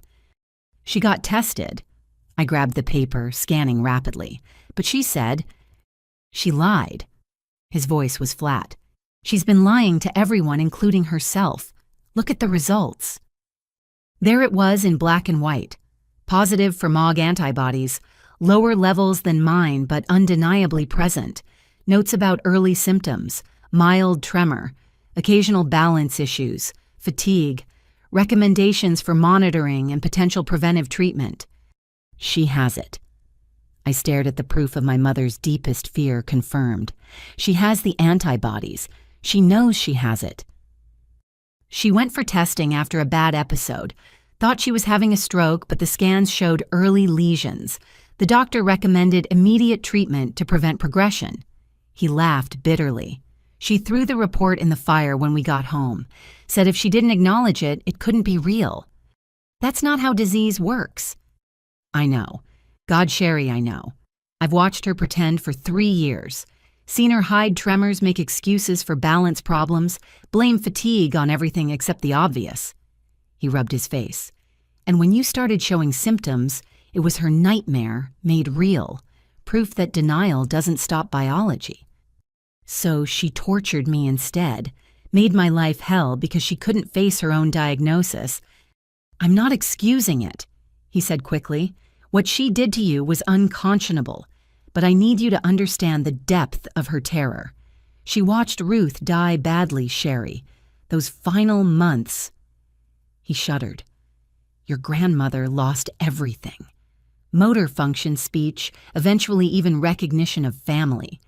Patricia was her primary caregiver, 23 years old, watching her vibrant mother disappear into a body that wouldn't obey. I thought of my own fear during the worst symptoms, the terror of losing control. Multiply that by watching it happen to someone you love, knowing you might carry the same genetic time bomb.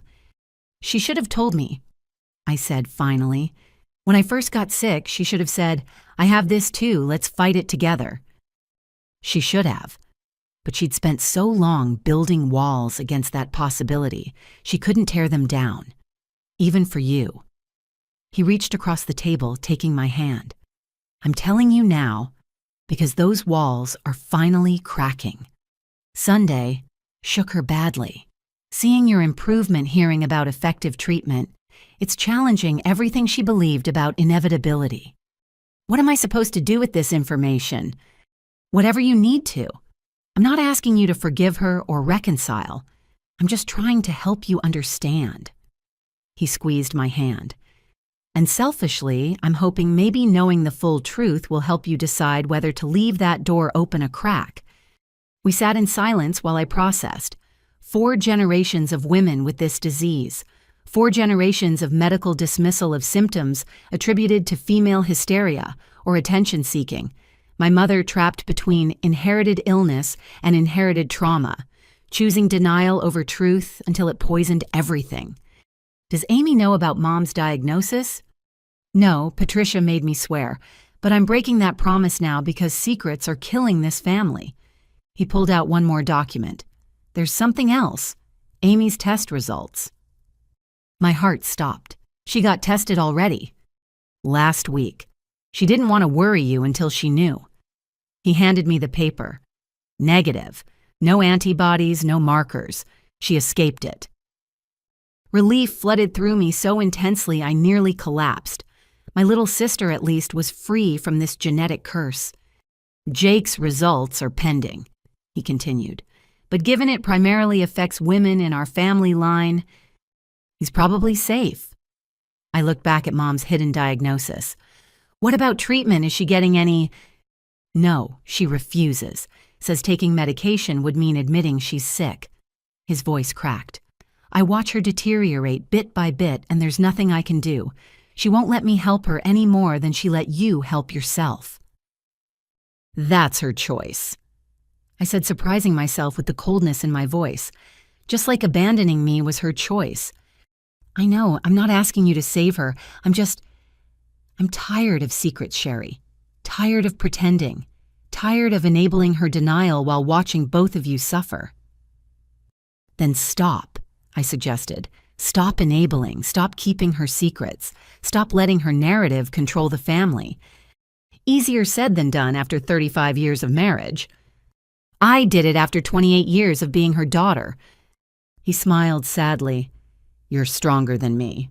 Always have been. Ruth would be proud of how you've handled this. I wish I could have known her. Really known her, not just the family mythology. She was brilliant, he said softly, before the illness took hold. Sharp, funny, irreverent. She would have loved your fighting spirit. Used to say the women in our family were too stubborn to die easy. His smile faded. Turns out, stubbornness isn't enough against autoimmune disease. No, but modern medicine might be. We finished our coffee, the weight of family history heavy between us. As we prepared to leave, I made a decision. Tell Mom I know about her diagnosis. Tell her I'm willing to share information about my treatment if she ever wants it. But I won't beg, and I won't pretend her denial is acceptable. I'll tell her. Don't expect miracles, though. 3 years of hiding is hard to overcome. I'm not expecting anything anymore, just offering what I wished someone had offered me, acknowledgement and help. He hugged me goodbye, the first real embrace we'd shared in years. In his arms, I felt the weight of his complicity, but also his genuine love, complicated and imperfect, but real. That evening, I called Amy and told her everything. She cried through most of it, anger and relief and frustration mixing in her responses. I can't believe Mom hid her diagnosis while torturing you for yours, she said finally. Actually, no. I can totally believe it. It's exactly the kind of twisted logic she operates under. The question is what we do now. Do we confront her support dad? Pretend we don't know? I vote for truth, Amy said firmly. No more secrets, no more denial. If this disease has taught our family anything, it should be that hiding from reality only makes it worse. Even if truth destroys what's left of our relationship with her, what relationship she's been gone since your first symptoms appeared, Sherry? Maybe longer. Maybe she's been gone since Grandma died and she decided weakness was the enemy rather than disease. I thought about that late into the night. 4 generations of women fighting the same battle, but only I had the weapons of modern medicine and hard-won self-advocacy. The genetic legacy would continue written in DNA I couldn't change. But the behavioral legacy, the denial and cruelty and abandonment that could stop with me. Before bed, I wrote in my journal, "Today, I learned I'm the latest in a long line of women with rebellious immune systems. Great-great-grandmother Margaret, great-aunt Helen, Grandma Ruth, and yes, my mother. All of us marked by the same genetic mutation, all of us failed by medical systems that preferred to call us hysterical rather than ill. But I'm the first with real treatment, the first to name the enemy and fight with science rather than silence. The disease may be inherited, but denial doesn't have to be. I choose differently. For me, for Amy, for any daughters who might come after. The family's secret dies in daylight." I closed the journal and took my evening medication's immunosuppressants that kept my body from destroying itself. Such a simple solution to generations of suffering. If only truth were as easy to swallow as pills. The insurance denial letter arrived on a Tuesday, the same day I was scheduled for my monthly infusion. I read it 3 times, certain I was misunderstanding the corporate language designed to obscure cruelty. "We regret to inform you that your request for continued immunoglobulin therapy has been denied. After reviewing your case, our medical team has determined this treatment to be experimental and not medically necessary for your condition." Not medically necessary. The treatment that had given me back my life, that had stopped the lesions from spreading, that kept me functional, not medically necessary. I called Dr. Harrison's office immediately. "I was afraid of this," he said when I read him the letter. "Insurance companies often deny coverage for MOG antibody disease because it's rare. They claim the treatments are experimental despite clear evidence of efficacy. What do I do? I can't afford these infusions out of pocket. They're $8,000 each. We appeal. I'll write a letter of medical necessity. We'll document everything: your improvement, the risks of stopping treatment, the peer-reviewed studies supporting this protocol." He paused. "In the meantime, can you cover 1 or 2 infusions while we fight?" I did the math. My savings, already depleted from previous medical costs, might cover 1, maybe 2 if I emptied my retirement account. "I'll figure it out." But figuring it out meant sacrificing everything I'd worked to build. I sold my good jewelry, the pieces inherited from Grandma Ruth that my mother hadn't claimed. I negotiated payment plans with the infusion center. I took on freelance work despite my energy limitations, writing marketing copy late into nights when tremors permitted. Amy helped where she could, but teacher salaries didn't stretch far. Jake, still in medical school, offered his loan money, which I refused. My father slipped checks into my mailbox always when my mother wouldn't notice, but even those barely dented the mounting costs. 2 weeks into the appeal process, Jennifer, my boss who'd witnessed my conference room collapse, called me into her office. I expected termination, had prepared myself for it, but her expression held something different. "I've been doing research," she began without preamble, "about MOG antibody disease, about invisible disabilities, about how badly I handled your situation." I sat frozen, uncertain where this was heading. "My daughter called me out," she continued, "said I was part of the problem, treating your medical crisis like a personal failing. She was right. I let my concerns about company image override basic human decency. Jennifer, Let me finish. I've spoken with the board. Morrison Marketing wants to make this right. We're creating a medical crisis fund for employees starting immediately, and we're covering the gap in your treatment costs while you fight insurance." I stared at her, certain I'd misheard. "You're what?"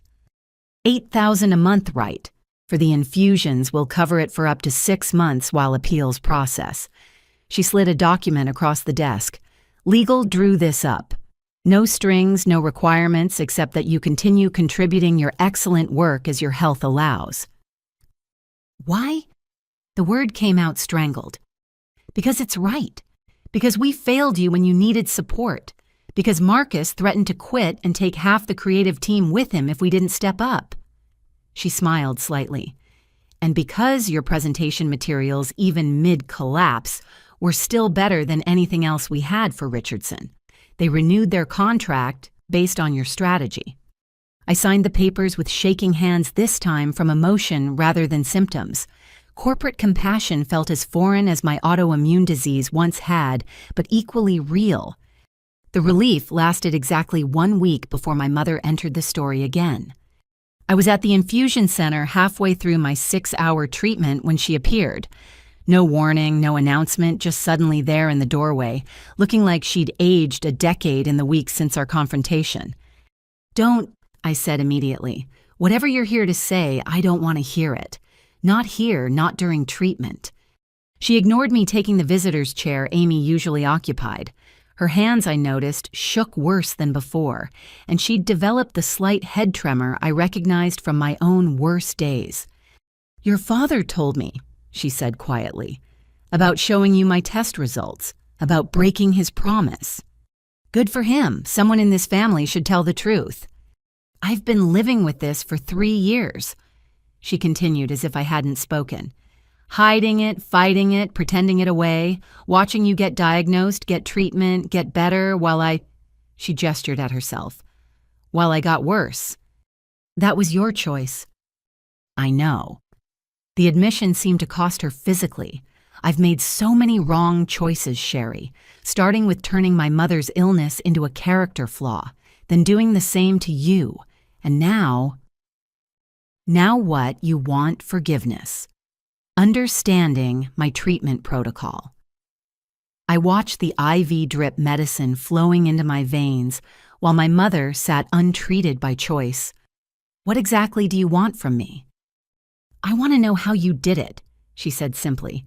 "How you face this disease without letting it destroy you, because it's destroying me, and not just physically." I finally looked at her fully. She was right, the destruction went beyond physical symptoms. Her perfect composure had crumbled, leaving someone hollow and frightened. The mother who'd terrorized me with her denial had been replaced by a woman confronting her worst fears made manifest. I faced it because I had to, I said finally, because denial was killing me faster than the disease, because I deserved better than slow deterioration while people called me attention-seeking. I called you that. Her voice broke. My own daughter suffering from the same thing killing me, and I called you attention-seeking. What kind of mother does that? A terrified one, a traumatized one who thought denial could change biology. I shifted the IV tube, pulling slightly. But reasons aren't excuses, Mom. You hurt me when I was most vulnerable. You nearly cost me my job, my relationships, my sanity. That damage doesn't disappear because you're scared. I know. I'm not asking for forgiveness. I'm asking. She paused, seeming to gather courage. I'm asking for help. I want to start treatment, but I don't know how. The doctors I've seen, they don't understand MOG disease like yours does. I need what you have. Dr. Harrison, I said after a long moment. I'll give you his information. Tell him I referred you. He's excellent with difficult cases and family dynamics. She pulled out her phone, adding the contact with trembling fingers. We sat in silence for several minutes, the IV pump's rhythmic clicking the only sound. It's working, she said suddenly, gesturing at my IV. The treatment. You look alive again. It saved my life. Could save yours too if you let it. Do you really believe that I could get better? I saw it then, the terror she'd been carrying. Not just of the disease, but of hope itself. Hope meant admitting how much time she'd wasted, how much suffering she'd caused and endured unnecessarily. I'm sitting here, aren't I, walking, talking, working, living. 6 months ago, I couldn't hold a pencil. Yesterday, I ran 2 miles. I met her eyes. It's not a cure. I'll need treatment forever. But it's life, real life, not just survival. She absorbed this hope and regret warring on her face. I've been so stupid. Yes, I agreed, not softening it. But stupid doesn't have to be permanent. A laugh escaped her, rusty and surprised. You certainly didn't get your bluntness from your father. Got it from Grandma Ruth, according to Dad, along with the faulty immune system. She would have loved these treatments, my mother said softly, would have fought insurance companies with her bare hands to get them. Then honor her by fighting for yourself. Get treatment. Live better than she could. We sat together through the remainder of my infusion, not reconciled but not at war. When the nurse removed my IV, my mother helped me stand her own unsteadiness, making the gesture both touching and absurd. I'll call Dr. Harrison tomorrow, she promised. And Sherry, I'm sorry. That's inadequate, I know, but I'm sorry for everything. I know, I said, because I did. Call him today. Tomorrow has a way of becoming never when you're scared. She nodded and left, walking carefully on legs that betrayed her denial with every step. That evening, Amy found me on my couch, emotionally drained from the unexpected encounter. Mom told me she saw you, Amy said. She actually sounded different. Scared, but different. She wants to start treatment. Finally admitted she needs help. Do you think she'll follow through? Maybe. Fear of dying badly might finally outweigh fear of admitting illness. I pulled the blanket tighter. I gave her Dr. Harrison's information. The rest is up to her. You're more generous than I would be, Amy said. After everything she put you through, it's not generosity, it's practicality. She's sick, there's treatment available, and I'm not cruel enough to withhold information that could help. That's her technique, not mine. Amy hugged me tightly. You're a better person than our mother. Lower bar has never been set, I replied, making her laugh. 3 days later, Dr. Harrison's office called. My mother had scheduled an appointment requesting the same aggressive treatment protocol I was on. She'd also apparently brought her hidden medical records and a written timeline of symptoms going back years. She's committed, Dr. Harrison told me during my next appointment. Terrified but committed. I think seeing your improvement broke through the denial. or she finally got scared enough of her own symptoms to overcome her fear of admitting weakness. Either way, she's getting treatment. That's what matters. He studied me. How do you feel about her using the same infusion center? I can arrange different locations if you need boundaries. I considered this. Same center is fine. Maybe seeing it normalized will help her, but different days. I need my infusion time to be mine. He made notes. Very reasonable. I'll coordinate with the schedulers. That night, I wrote in my journal, Mom surfaced today drawn by desperation to the place where I heal from wounds she inflicted. Asked for help with hands that shook like mine once did. I gave it not from forgiveness, but from fundamental decency. She'll start treatment next week, 3 years late, but better than never. We're not reconciled, may never be. But we'll sit in the same chairs, accept the same IV medicines, fight the same genetic enemy. Parallel battles, if not shared ones. It's more than I expected and less than I might have wanted. For now, it's enough. The insurance battle continued for another month before Jennifer's prediction proved correct. The appeal succeeded, coverage approved retroactively. Morrison Marketing got reimbursed for their advances, and I got to keep my treatment without bankruptcy. You did it, Diana celebrated at support group. Fought the system and won. Had help, I corrected. Jennifer, Marcus, Dr. Harrison, all of you. Nobody fights these battles alone and wins. No, Diana agreed. But you fought when others might have given up. That matters. It did matter. Every infusion, every pill, every small victory over a body that had betrayed me, and a system designed to deny care. They all mattered. I was building a life not despite chronic illness, but incorporating it, adapting and thriving within new limitations. My mother started her treatments the following week. I wasn't there maintaining the boundary I'd set. But Amy went reporting back that Mom cried through the entire first infusion, not from pain, but from relief. She kept saying she could feel it working, Amy told me, like poison leaving her system. The nurse said that's not how it works, but Mom didn't care. Placebo effect is still in effect, I said. If believing helps her commit to treatment, let her believe. Do you think you'll ever forgive her? Really forgive, not just coexist? I thought about it seriously. Maybe. Someday. When the wounds scar over enough that touching them doesn't hurt. But forgiveness isn't required for moving forward. She's getting treatment. I'm getting treatment. We're both choosing life over denial. That's enough progress for now. And it was. Not perfect, not healed, but enough. My tremor-free hands wrote steadily in my journal that night. Insurance approved, treatment continues. Mom began her own battle today. We're not allies yet, maybe never will be. But we're no longer enemies, just two women fighting the same genetic lottery with different strategies. I chose truth early. She chose it late. Both choices led to the same chair, the same IV pole, the same hope that modern medicine can overcome inherited fate. That's either irony or grace. Maybe both. 3 months into her treatment, my mother experienced what Dr. Harrison called a dramatic response.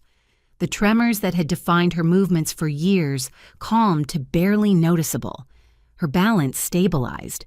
The cognitive fog she'd attributed to stress lifted, revealing the sharp intelligence that had been drowning in inflammation. I heard about it from Amy, maintaining my distance while Mom navigated her early recovery. But when she collapsed during her 4th infusion, not from the disease but from the weight of suppressed emotion, finally breaking free, I got the call. "She's asking for you," the infusion nurse said gently. "Having a panic attack keeps saying she needs to tell you something. You don't have to come, but..."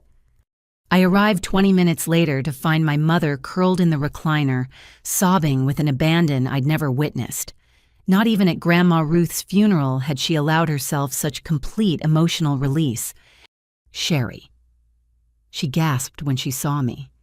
I remember her, really remember her. Not the sick version, but before. I pulled up a chair, maintaining physical distance while closing emotional space. "Tell me." "She was brilliant," Mom whispered. "Funny. She used to make up songs while cooking terrible rhymes that made us laugh. She could fix anything: cars, appliances, broken hearts. She was everything until she wasn't.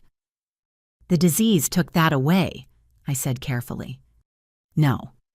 She sat up straighter, eyes red but clear. I took it away. I was so angry at her for getting sick, for becoming someone I didn't recognize. I turned her into the disease instead of remembering who she was beyond it. She looked at me directly, just like I did to you. Yes, I agreed simply. You did. I stole your support system when you needed it most, convinced everyone you were lying, seeking attention, being dramatic, the exact words they used about her. She laughed bitterly. I became the dismissive doctors, the cruel relatives, everyone who made her journey harder. I became what I hated. Why tell me this now? Because the treatment isn't just healing my body, it's clearing my mind, and with clarity comes... She gestured helplessly. Comes understanding of what I've done, who I've been, the damage I caused while running from my own damage.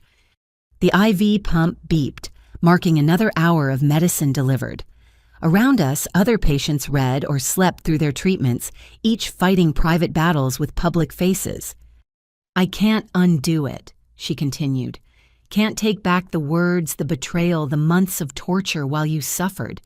Can't restore your faith in me as a mother. But I need you to know that I know.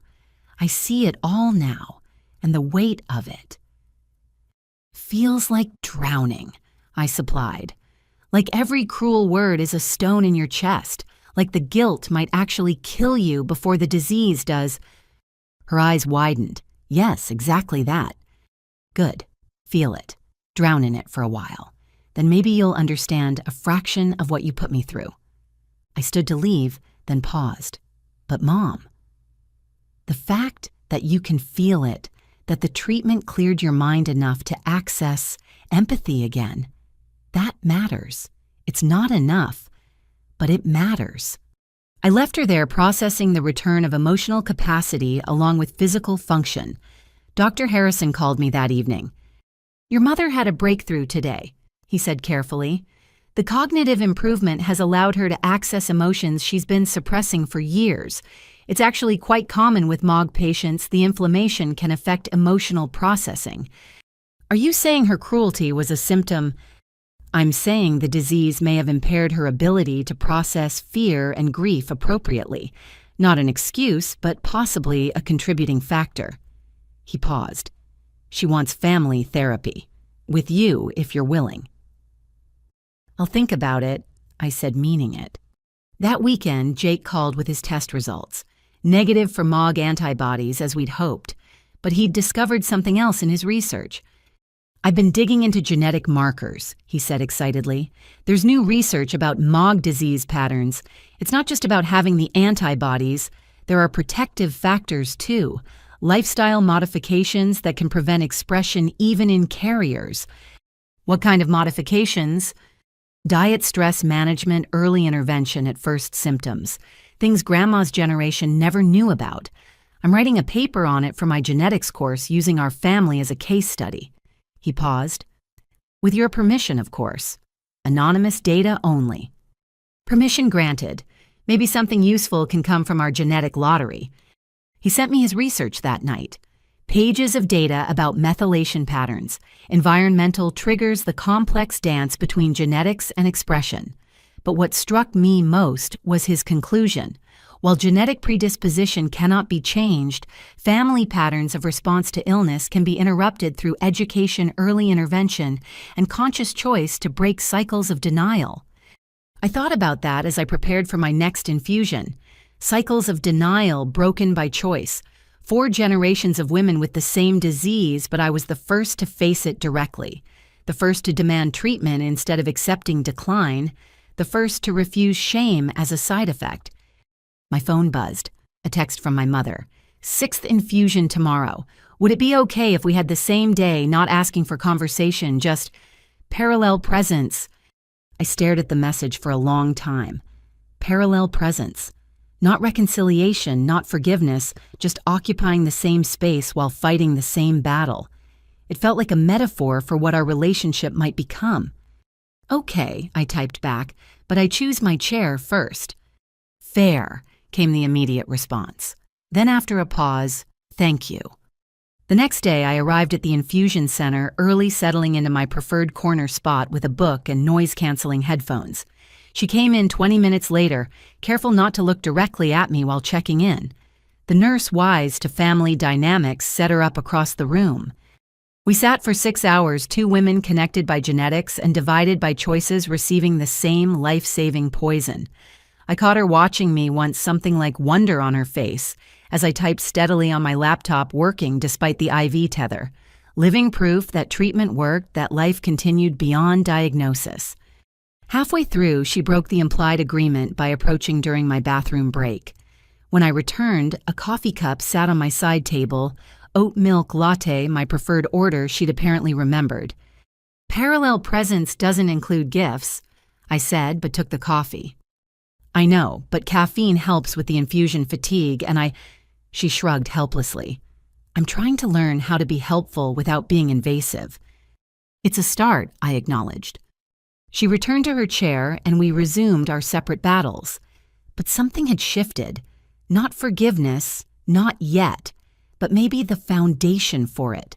Two women learning to exist in the same space without causing each other harm. Amy joined me for the last hour, pointedly sitting with her back to our mother. "This is weird," she muttered, "like divorced parents at a school play." If divorced parents shared an autoimmune disease and medical trauma, I agreed. But it's progress. Weird, uncomfortable progress. She looks better. Healthier. More like herself, I guess. Whatever that means anymore. I glanced across the room where our mother sat, reading, hands steady on her book. She did look better. The treatment was working its chemical magic, reducing inflammation, calming the immune storm. But more than that, she looked present. The brittle defensive shell had cracked, revealing someone I almost recognized from early childhood. Before Grandma got sick, before fear became armor. "Maybe that's what recovery looks like," I said. "Not going back to who we were, but finding who we are beyond the disease." "Very philosophical for someone hooked to an IV pole," Amy teased. "Infusions make me introspective. All this time to think about life while poison drips into my veins." We left before my mother finished maintaining boundaries, even in shared space, but I felt her watching as we walked past, a mixture of longing and respect in her gaze. She was learning the price of cruelty, paying it in lost relationships and careful distances. But she was also learning the value of persistence, showing up week after week to reclaim what disease and denial had stolen. That evening, Diana called to check in. "Heard you and your mom shared infusion space today. How was that?" "Complicated, but manageable. We're like parallel lines now, running in the same direction but never quite touching." "Sometimes that's the best geometry for difficult relationships," she said wisely. "Proximity without intersection." I liked that image. It felt sustainable in a way full reconciliation might not. We could exist in the same medical world, fight the same genetic enemy, without pretending the past hadn't happened. Parallel progress, each healing at our own pace. That night I wrote, "Mom and I breathed the same medicinal air today, our blood accepting the same chemical salvation. Strange to share space with someone who broke me, stranger still to see her broken by the same disease she denied in me. But we're both choosing treatment over tragedy now, both refusing to follow Grandma Ruth into the dark. That's not nothing. It might even be enough to build something new, not a bridge over the chasm between us, but maybe parallel paths along its edges. We'll never again be mother and daughter in the traditional sense, but we might become fellow travelers respectful of each other's journey. For now, that's enough." I closed the journal and prepared my evening medications, the daily cocktail that kept inflammation at bay. Across town, I knew my mother was doing the same. Two women, 4 generations of genetic inheritance one, shared battle against bodies that couldn't recognize self from threat. We were writing a new chapter in our family's medical history, one where denial gave way to treatment, where parallel presence replaced toxic togetherness, where survival meant more than maintaining illusions. It wasn't the happy ending anyone would choose, but it was real. In the end, reality was all we had. Spring arrived with unusual warmth that year, and with it came a version of myself I'd thought lost forever. 6 months of consistent treatment had worked its slow magic. The tremor that once defined my days appeared only during extreme stress. My balance held steady through long walks. Words came easily again, no longer trapped behind fog of neural inflammation. "Your blood work is remarkable," Dr. Harrison said during my quarterly review. "Antibody levels down 60%. No new lesions on the MRI. You're officially in remission." Remission. Not cured, that would never be possible, but controlled, managed, living with rather than dying from. How long will it last? With continued treatment, possibly years.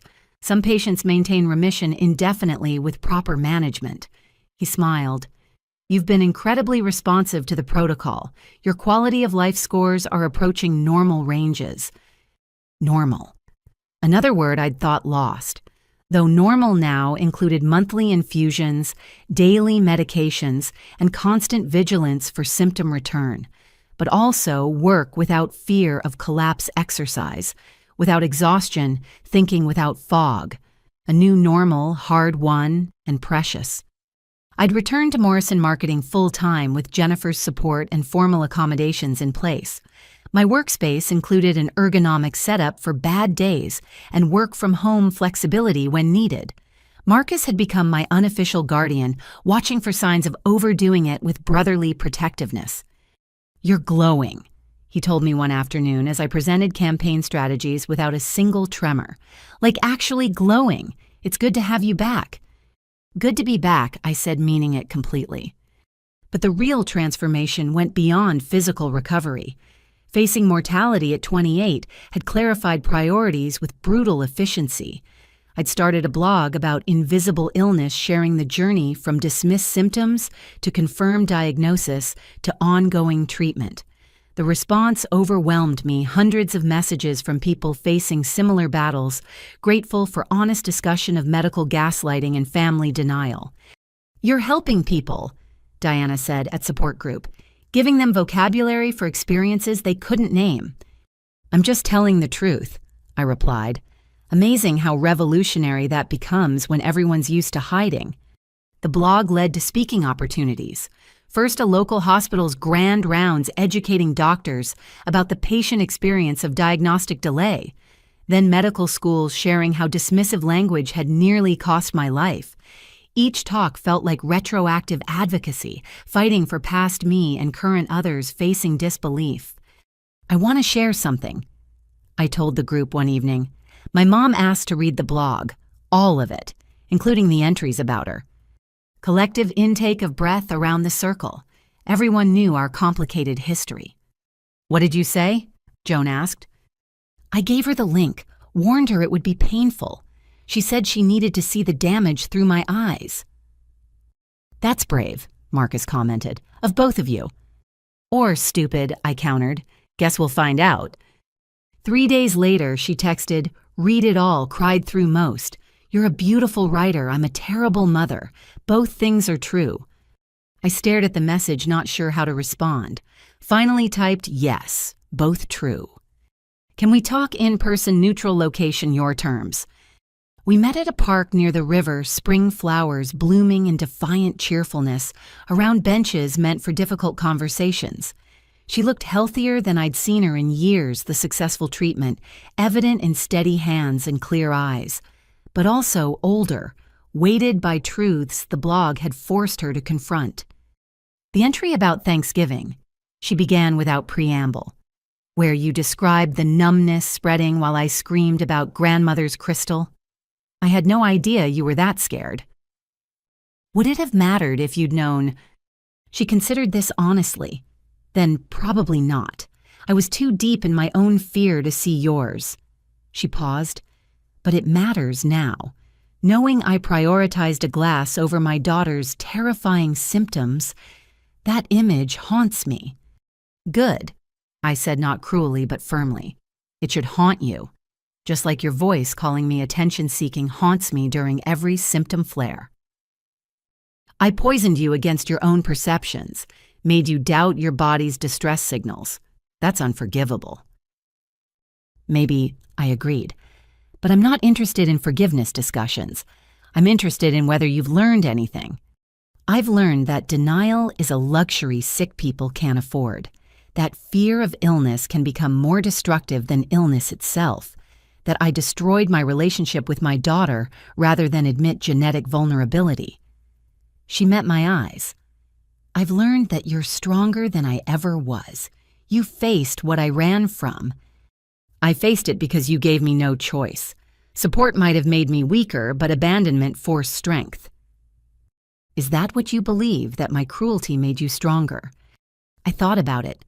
No, your cruelty made everything harder. I became strong despite you, not because of you. Don't rewrite this as tough love. It was just fear dressed up as parenting. She absorbed this correction without defense. You're right. I don't get to claim credit for your courage. That's yours alone.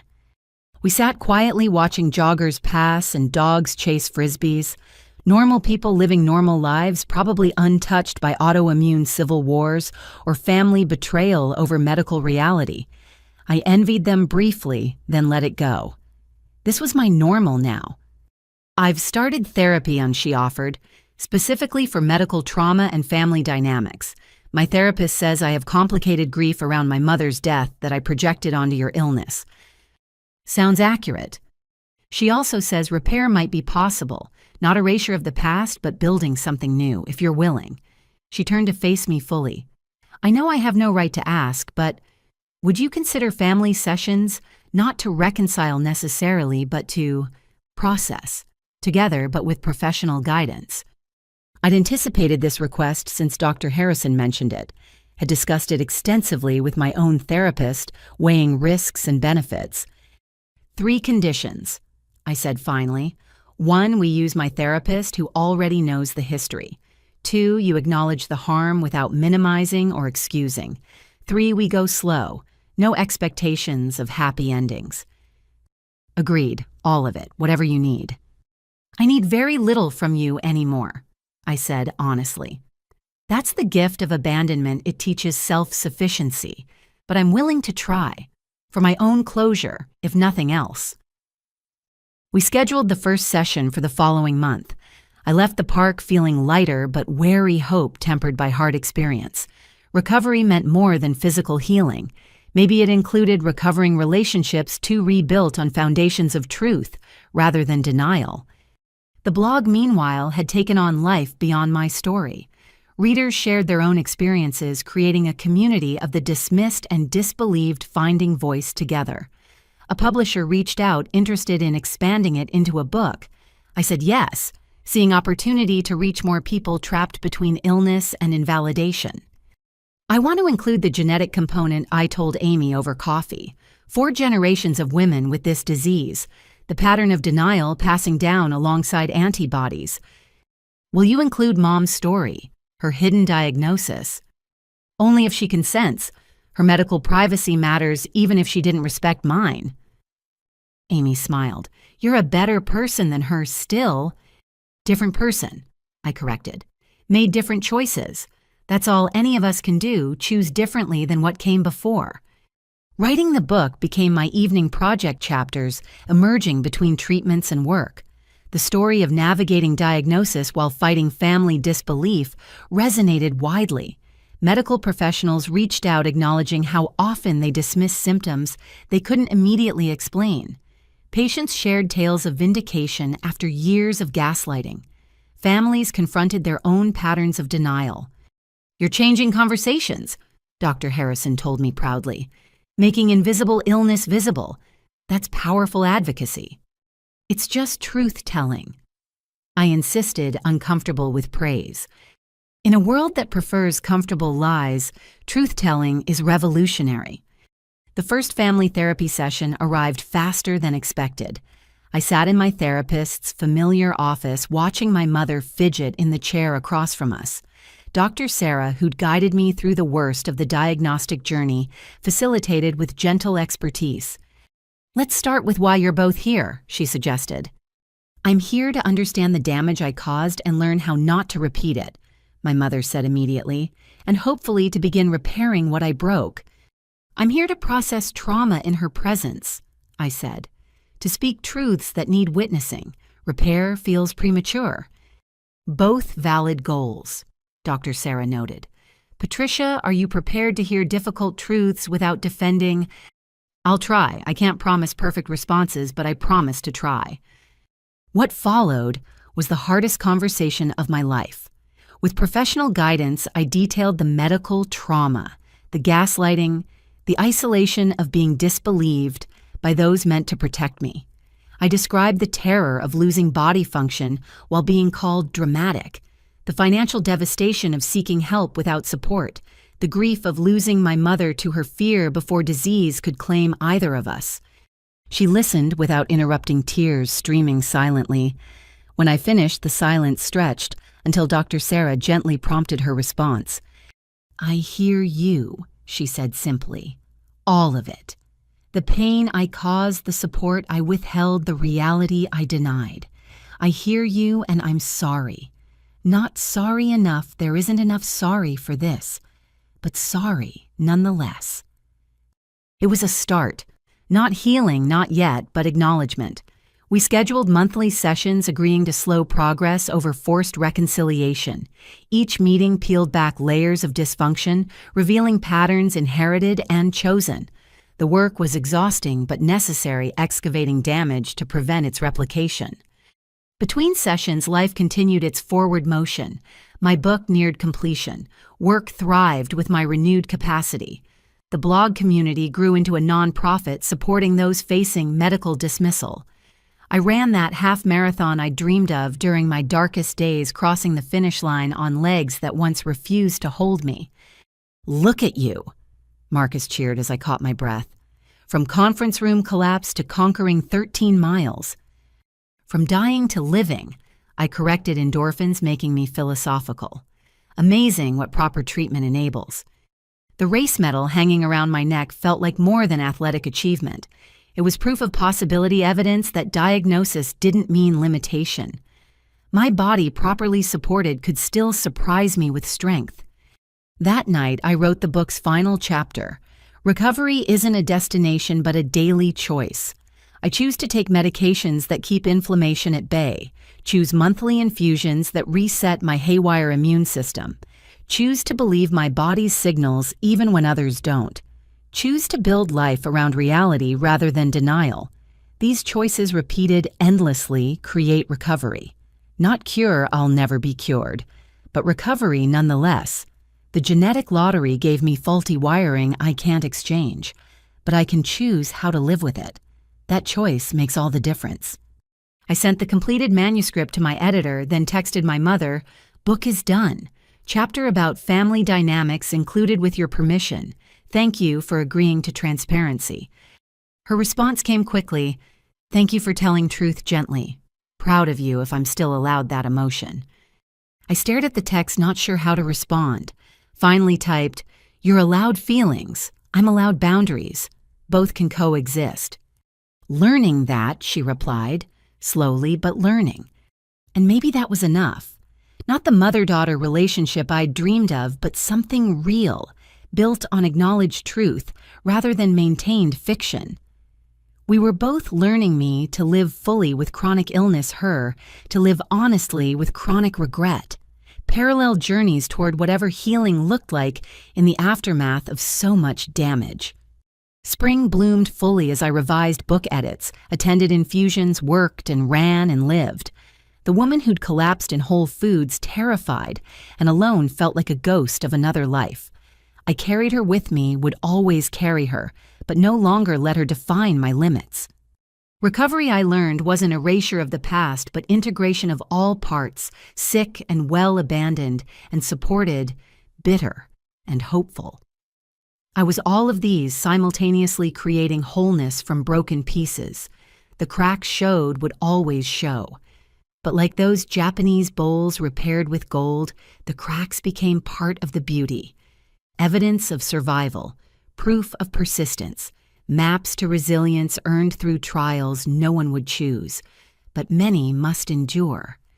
My story, our story, the story of 4 generations of women fighting the same genetic fate with different weapons, neared its next chapter. Not an ending chronic illness denied tidy endings, but a continuation. We persisted separately and sometimes together, writing new patterns over old. That persistence, more than any medicine, felt like the truest recovery of all. The call came on a Wednesday morning while I was preparing my monthly infusion supplies. An unknown number with a DC area code that I almost ignored, assuming telemarketing. But something made me answer. Ms. Peterson. This is Sandra Williams from the Patient Advocacy Coalition. We've been following your blog and the insurance discrimination you've documented. We'd like to discuss a potential class action lawsuit. I nearly dropped my medication organizer. A lawsuit against major insurance companies systematically denying coverage for MAGI antibody disease treatments. Your detailed documentation of the appeals process could be crucial. Would you be willing to meet? 2 weeks later, I sat in a conference room surrounded by lawyers, advocates, and other MOG patients who'd faced similar denials. The stories echoed mine initial coverage: sudden denial citing experimental treatment, appeals processes designed to exhaust patients already fighting for their lives. Insurance companies count on sick people giving up, Sandra explained. The appeals process is intentionally Byzantine. Many patients die or become permanently disabled while fighting for coverage. I almost did, admitted James, a fellow patient. Went without treatment for 8 months during appeals. Now I'm in a wheelchair permanently. Damage that could have been prevented. My stomach churned, thinking how close I'd come to his fate without Jennifer's intervention. What do you need from me? Everything. Your blog posts, medical records, correspondence with insurance, the timeline of denials and appeals. You've created a paper trail that proves deliberate discrimination. I thought of my coffee-stained journal, every symptom documented, every dismissal recorded. Evidence I'd gathered to prove my illness to family, now potentially helping strangers fight the same battle. I decided. What insurance companies did to me, to us, is criminal. If my documentation can help change that use at all. The lawsuit preparation consumed weeks. I organized files, provided depositions, connected lawyers with Dr. Harrison, who eagerly testified about medical necessity. Other patients shared their stories, creating a damning pattern of corporate cruelty disguised as cost management. "You're so brave," Amy said one evening as I sorted through another box of medical bills. "Not brave, angry. There's a difference." I held up a denial letter. They knew the treatment worked, knew denying it would cause permanent damage, did it anyway to save money. "Sounds familiar," she said quietly. Different scale, same denial of reality. She was right. Insurance companies operated like my mother had, refusing to acknowledge truth because admission cost too much. But while my mother paid in relationships, insurance companies paid in lives. The media caught wind of the lawsuit. Suddenly, my inbox flooded with interview requests. I accepted, selectively focusing on outlets that would highlight systemic discrimination rather than personal drama.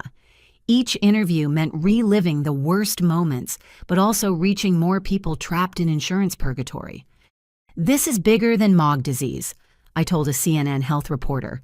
"Insurance companies deny coverage for any condition they deem too rare or expensive.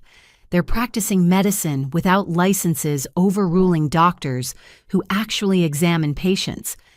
The clip went viral. Within days, patients with various rare diseases reached out, sharing their own insurance nightmares.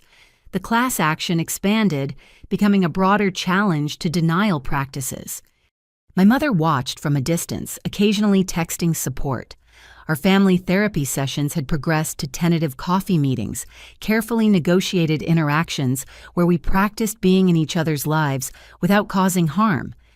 "I saw your interview," she said during one such meeting. "You spoke beautifully about the cruelty of denial."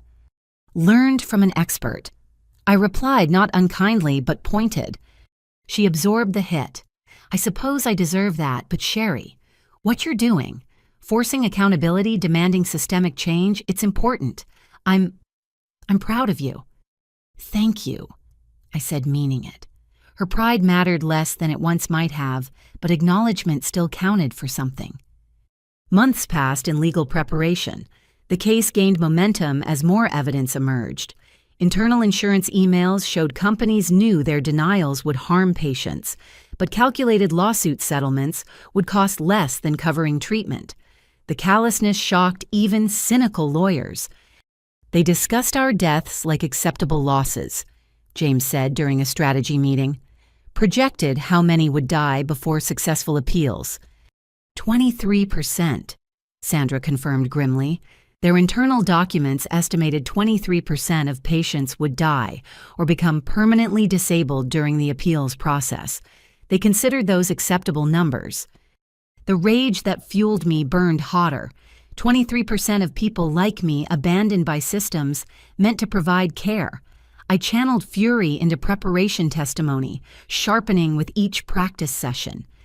The insurance companies fought back naturally. They hired expert witnesses to claim MOG treatments were experimental despite years of successful use. They argued cost-benefit analyses justified denials. They painted patients as drug-seeking rather than health-seeking. Same playbook, Diana observed at support group. Whether it's family or corporations, the denial script remains consistent. We're attention-seeking, treatment-seeking, anything but legitimately sick people deserving care. But we had something insurance companies hadn't counted on: meticulous documentation and unbreakable solidarity. Patients who'd kept every denial letter recorded, every phone call documented, every symptom progression during forced treatment gaps.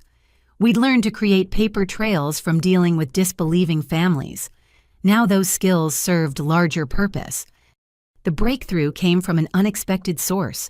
A whistleblower from inside one insurance company, moved by our testimonies, provided internal documents proving deliberate discrimination, emails explicitly discussing how to word denials to discourage appeals, training materials teaching representatives to exhaust sick callers, spreadsheets calculating profit margins from denying specific treatments.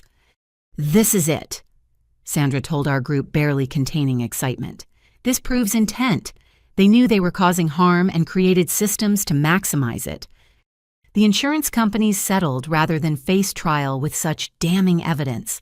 The number made headlines: hundreds of millions allocated for denied treatments, permanent disability compensation, and systemic reform. But more importantly, the settlement mandated coverage policy changes. MOG antibody disease treatments would be covered automatically. Appeal processes streamlined, medical necessity determined by treating physicians, not corporate algorithms. "We won," James said at our victory, gathering tears streaming. "Too late for my legs, but others won't suffer the same fate." "You won this," Sandra corrected, gesturing at our group. "Your documentation, your persistence, your refusal to accept no when lives hung in balance. You changed the system. The money mattered, my portion would cover years of treatment, but systemic change mattered more.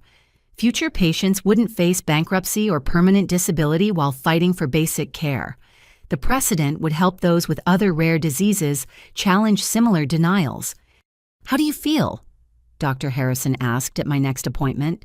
"You've accomplished something remarkable." Exhausted, relieved, still angry it was necessary. I watched my IV drip medicine flowing freely now without financial fear, but mostly grateful I could fight. So many can't. "You fought for them too. That's the power of collective action." The book released the week after the settlement announcement. Publishers fast-tracked production to capitalize on media attention, but I'd insisted on maintaining integrity over sensation. The story stood on its own: 4 generations of women fighting the same disease with evolving weapons, culminating in systemic change that would help thousands. Reviews poured in mostly positive. Medical journals praised the honest portrayal of diagnostic delays. Patient advocates celebrated the validation of medical gaslighting experiences. Some critics called it too angry, which made me laugh. Not angry enough, I told Amy. I edited out the worst parts. But the response that mattered most came from readers facing their own medical battles. Messages from people who recognized themselves in the pages, who felt seen and validated. Parents who stopped dismissing children's symptoms. Patients who found courage to challenge denials. Families examining their own toxic patterns around illness. "Your book saved my daughter," one mother wrote. "I was becoming your mother, dismissing her fatigue as teenage laziness. After reading your story, I took her seriously. She has lupus. We caught it early because of you." Those messages made everything worthwhile. The exposure, the legal battles, the emotional excavation of writing, all justified by reaching people trapped in cycles of denial. My mother read the book in one sitting, she told me later, cover to cover without stopping, like picking at a wound that wouldn't heal. "I see myself too clearly," she said at our next coffee meeting. "The villain of your story. It's accurate but devastating." "You're not the villain," I corrected. "The disease is. You're just someone who handled fear badly." Generously put. "I'm working on generosity. Therapy helps." She smiled sadly. "I'm glad one of us is healing." "You're healing too," I observed. "Physically, at least. The emotional work takes longer." "A lifetime, probably, but I'm trying." She pulled out a folded paper. "I wrote something, for other parents, about the cost of denial if you think it might help."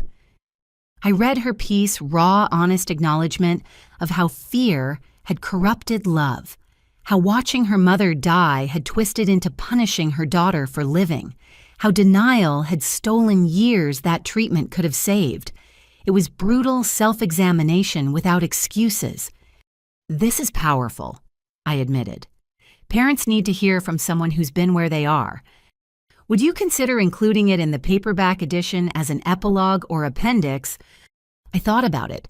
The book was my story, my truth, but including her perspective might reach parents teetering between support and dismissal. "I'll ask my editor. No promises, but I'll ask." The editor loved the idea. "Full circle," she said, "shows possibility for change even after damage, hopeful but honest." So the paperback included my mother's essay titled simply, "A Mother's Regret Choosing Fear Over Faith." It became one of the most discussed portions, parents confronting their own tendencies toward medical dismissal. Several support groups used it as discussion material for families navigating new diagnoses. The legal victory celebration happened at the infusion center, patients raising IV poles and toast. We'd changed precedent, forced accountability, protected future generations from corporate cruelty. The war wasn't over. Insurance companies would find new ways to deny care, but we'd won this battle decisively. To documentation, someone toasted. To persistence, another added. To refusing denial in all its forms, I contributed. We laughed this room full of people society preferred invisible, made visible through collective action. My phone buzzed with congratulations. Diana, Marcus, Jennifer, even Jake from medical school. The village that had supported my fight, celebrating victory that belonged to all of us. That night, I wrote in my journal one final time. Today we change the world, at least a small corner of it. Insurance companies can no longer deny AMOG treatment without consequence. Future patients will receive care without bankruptcy or legal battles. The system that nearly killed me has been forced to evolve. This is what justice looks like, not perfect, not complete, but real change built on documented truth and collective refusal to accept no as an answer. Grandma Ruth would be proud. I'm proud. We persisted, and persistence paid off. I closed the journal, this coffee-stained witness to my journey from collapse to courtroom victory. Tomorrow would bring new challenges, treatments to maintain relationships, to navigate life, to live fully within the boundaries of chronic illness. But tonight we'd won. That was enough. That was everything. 1 year later, I stood at the podium of the American Medical Association's annual conference, looking out at an audience of doctors, researchers, and healthcare administrators. My hand, steady now, tremor banished by consistent treatment, gripped the edges of the lectern as I prepared to speak about the patient journey from dismissal to diagnosis. 487 days. I began. That's how long I suffered between first symptoms and accurate diagnosis. 487 days of being called attention-seeking, dramatic, psychosomatic. Days when my body rebelled while medical professionals suggested therapy instead of MRIs. The audience was attentive, some shifting uncomfortably. Good. Discomfort meant impact. I'm not here to blame individual doctors, I continued. I'm here to examine systemic failures that turn patients into adversaries instead of partners, to discuss how medical education trains providers to dismiss what they can't immediately diagnose, particularly in young women. I clicked through slides showing statistics Amy had helped me compile. Diagnostic delays by gender, by age, by race. The stark numbers that proved my experience wasn't unique, but part of a pattern as persistent as the diseases being dismissed. MOG antibody disease affects thousands, yet the average diagnosis time is 3 years. 3 years of preventable damage while patients fight for belief. Today I want to talk about changing that narrative. The presentation flowed smoothly, mixing personal anecdotes with hard data.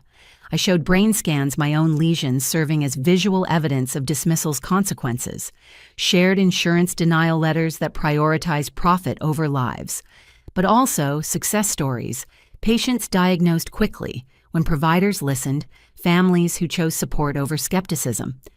The solution isn't complex, I concluded. Listen to patients. When symptoms persist, investigate thoroughly. When tests are inconclusive, don't default to psychological explanations. And please never tell a patient they're too young, too healthy-looking, or too articulate to be seriously ill. The applause surprised me with its enthusiasm. During the Q&A, young residents asked thoughtful questions about recognizing bias, improving patient communication, advocating within broken systems. Their eagerness to do better gave me hope. "Your presentation was powerful," said a woman who approached afterward. "I'm Dr. Ruth Morgan, neurologist at Cleveland Clinic. We're developing new diagnostic protocols for autoimmune conditions. Would you consider consulting? We need patient perspectives." I accepted her card, marveling at the reversal. Once dismissed by doctors, now invited to train them. The universe had a sense of irony. Outside the convention center, my family waited. Amy bounced with excitement. Jake checked his phone for reaction tweets, and my parents stood slightly apart, still navigating their place in my new life. "You were amazing," Amy gushed. "Did you see how some doctors were taking notes? You're changing minds." "Maybe. Hopefully." I hugged her tightly. "Thanks for the statistical analysis. The graphs really drove points home." Jake showed me his phone. "You're trending on medical Twitter. #patient voices matter. Lots of doctors sharing your slides." My mother approached hesitantly. "That was extraordinary. Watching you command that room, educating the same types of professionals who once dismissed you." She swallowed hard. "I'm sorry I wasn't the advocate you deserved." "I know," I said simply. We'd covered this ground in therapy, but she seemed to need regular confession. "You're here now. That matters." We went to dinner, a carefully orchestrated family meal where everyone maintained boundaries while attempting connection. My father raised a toast to advocacy, Jake shared residency stories, Amy discussed her new position, teaching special education with deep understanding of invisible disabilities. My mother listened more than she spoke, processing her place in this reconfigured family dynamic. "I've been thinking," she said over dessert, "about establishing a foundation for families dealing with new diagnoses of genetic conditions, supporting research but also therapy education, breaking denial cycles." "With whose money?" my father asked practically. "Mine. The settlement from my own insurance case plus what mother left me." She looked at me. I've been holding on to it, but maybe it's time to let Ruth's money help others avoid her fate. The Ruth Peterson Foundation for Genetic Neurological Disorders, Amy suggested, has a nice ring.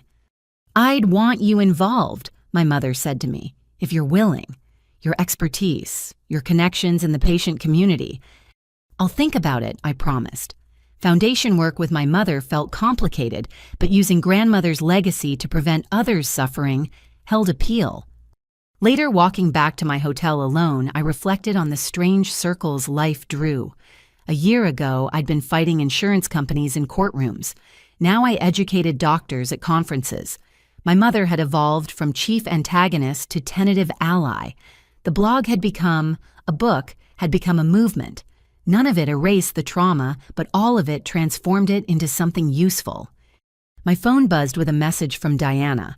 Saw clips of your presentation. You're teaching them to see us, so proud. In my hotel room, I sat at the desk and opened my laptop.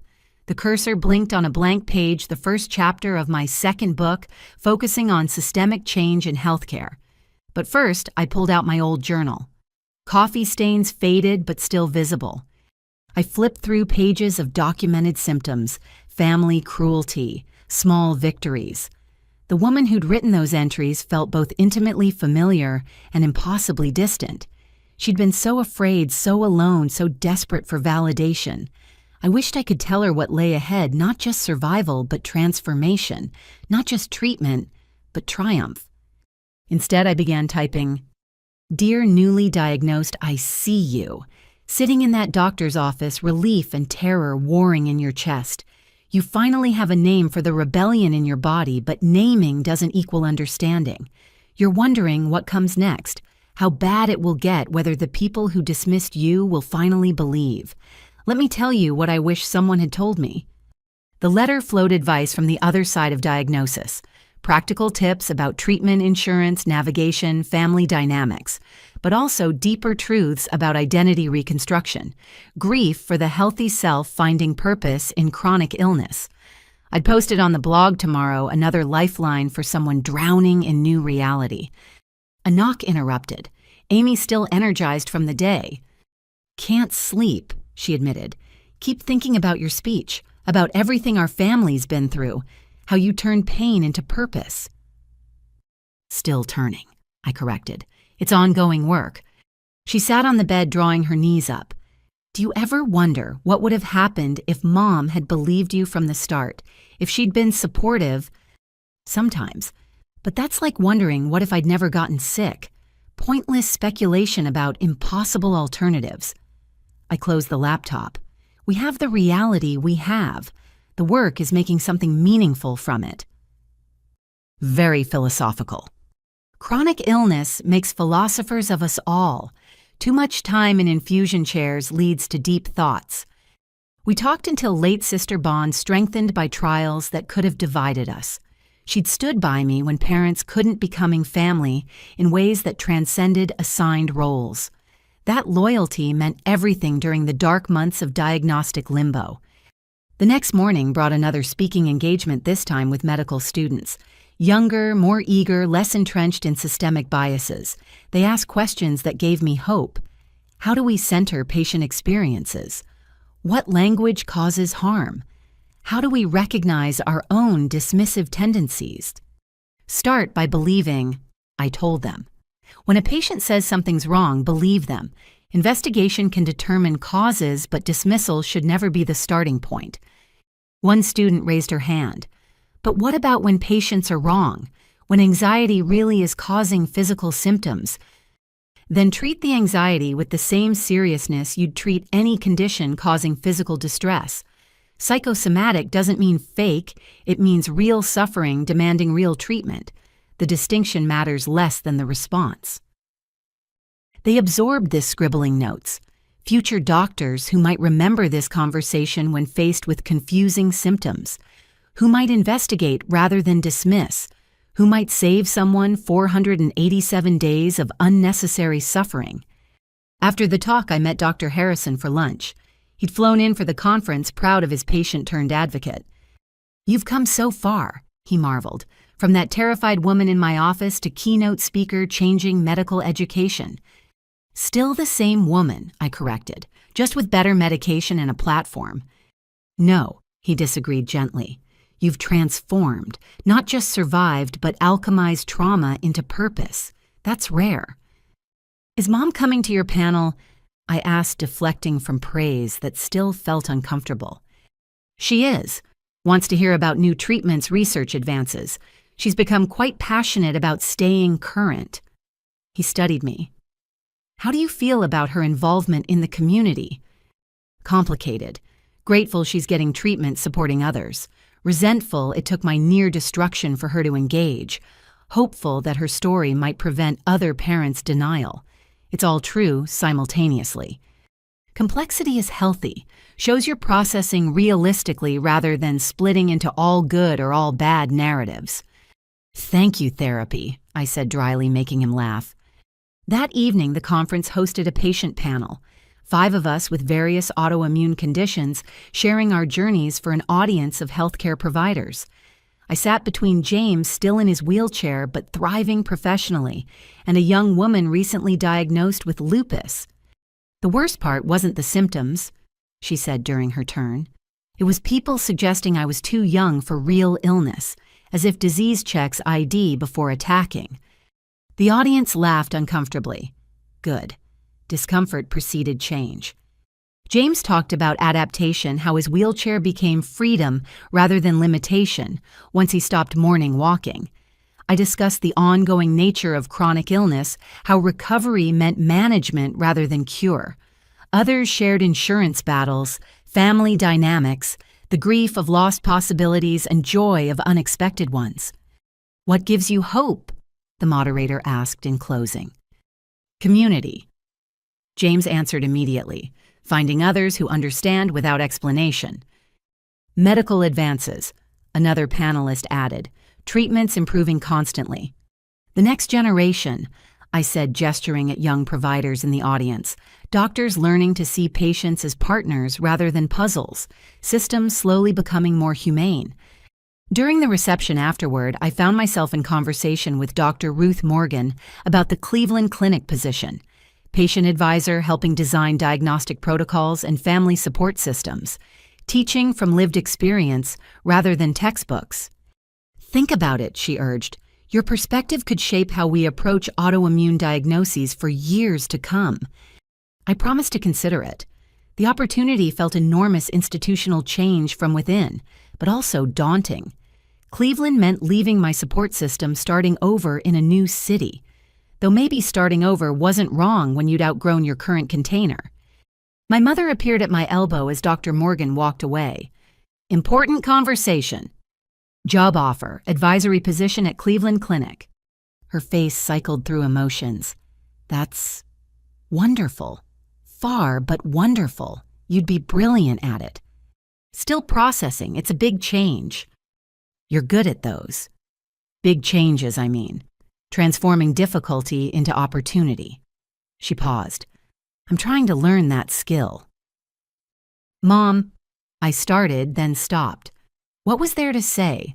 Our relationship existed in permanent liminality, not close but not severed healing, but scarred possible, but limited. I know, she said quietly. We are what we are, but I'm grateful for what we are over what we were. I nodded. It was enough truth for a conference reception. The week ended with a gala celebrating patient advocates. I wore a dress that showed my steady hands, my stable gait, my thriving despite everything. The woman in the mirror looked confident, accomplished, alive. She bore little resemblance to the terrified patient who'd collapsed in Whole Foods, but she carried her inside like a reminder. You clean up nice, Amy said, appearing in her own formal wear, ready to accept your award. Still surreal, being celebrated for refusing to shut up about being sick. You did more than that. You changed systems, forced accountability, saved lives. She adjusted my necklace, unnecessarily sisterly fussing. Own your impact. The ballroom glittered with healthcare luminaries and patient advocates. I sat at a table with fellow honorees, all of us transformed by illness into accidental activists. We'd simply wanted treatment and ended up changing laws, protocols, cultural narratives. When they called my name, I walked steadily to the stage. No tremor, no weakness, just purposeful movement toward recognition I'd never sought, but apparently earned. The award was crystal heavy, and catching light like hope materialized. Sherry Peterson has transformed personal trauma into systemic change, the presenter read. Through documentation, advocacy, and unflinching honesty, she's improved diagnostic protocols, insurance practices, and medical education. Her work ensures future patients face fewer barriers to care. I accepted the award looking out at an audience that included my family, my doctors, my chosen community of chronic illness warriors. Diana wiped tears. Marcus whistled inappropriately. Dr. Harrison beamed paternal pride. Even my mother, complicated and imperfect, applauded with genuine enthusiasm. "This belongs to all of us," I said, simply. Every patient who documented symptoms despite dismissal, every family member who chose support over skepticism, every doctor who listened when training, said dismiss. We changed things together. This crystal reflects collective light. Later at the after-party, I found myself on a balcony overlooking the city. Jake joined me, newly minted MD after his name. "Proud of you, cousin," he said. "You've built something amazing from something awful." "Still building. The work's never done with chronic illness or systemic change. But you've created momentum. That matters." He paused. "I'm starting a residency in neurology, inspired by watching you fight. Want to be the doctor you needed but couldn't find initially." "You'll be brilliant," I said, meaning it. "Just remember, patients are experts in their own bodies. Partner with that expertise." "Learned that from you." We stood quietly, city lights below, like neural pathways firing. I thought about circles closing and opening, family patterns disrupted and rewritten. Jake would treat patients with genetic conditions like ours, armed with knowledge previous generations lacked. The cycle of dismissal stopped here with us with choice. "Cleveland," Amy asked, joining us. "You taking the job?" "Probably. Terrifying, but right. Like most important decisions." "We'll visit," she promised. "Often. Can't let you escape family that easily." "Wouldn't dream of it," I said, pulling them both close. The night wound down with promises to stay connected, continue fighting, never forget where we'd been, or stop pushing toward better. I carried my Crystal Award carefully, this physical reminder that surviving could become thriving with enough persistence and support. In my hotel room, I set the award on the nightstand and opened my laptop one final time. The blog waited, community eager for conference updates. But first, I wrote in my digital journal. Full circle, but spiraling upward. From patient to advocate to educator to advisor. The woman who collapsed in pasta sauce now teaches doctors to see beyond surfaces. The family that fractured slowly reassembles in new configuration. The body that betrayed me lives in negotiated peace medication, maintaining detente. This isn't the life I planned, but it's the life I've built from ruins. Tomorrow, I'll fly home, pack for Cleveland, begin another transformation. Tonight, I rest in the strange beauty of becoming through breaking, of finding purpose in pain, refused silence. I am my grandmother's genetic legacy, but not her tragic ending. That difference is everything. I closed the laptop and prepared for bed, steady hands removing jewelry-stable legs carrying me through nighttime routines. Tomorrow would bring new challenges, moving, building, teaching, living. But tonight I was simply grateful for treatment that worked, for communities that understood, for family that evolved, for voice that refused silence even when silence felt safer. The Crystal Award caught moonlight, fracturing it into rainbows. Beautiful broken light transformed by structure into something more than its parts, like me. Like all of us who'd turned suffering into change one documented day at a time. I turned off the light and lay in darkness, body quiet, mind finally still. Tomorrow would come with its demands. Tonight I rested in the knowledge that I'd not only survived, but transcended, not only healed, but helped others heal. The full circle wasn't an ending, but a completion that enabled new beginnings, and that more than any award or recognition felt like victory. The wedding took place 2 years later, on a perfect September afternoon in Cleveland's Botanical Gardens. I stood before the mirror in the bridal suite, hands steady as I applied lipstick, no tremor to betray the autoimmune storm that once raged within. My dress, carefully chosen, had sleeves that could hide IV bruises if needed, but today my arms were clear, my body cooperating for this celebration. "You look radiant," Amy said, adjusting my veil. She'd flown in 3 days early, helping with last-minute preparations. "Like actually glowing. How's that possible when you had infusion yesterday?"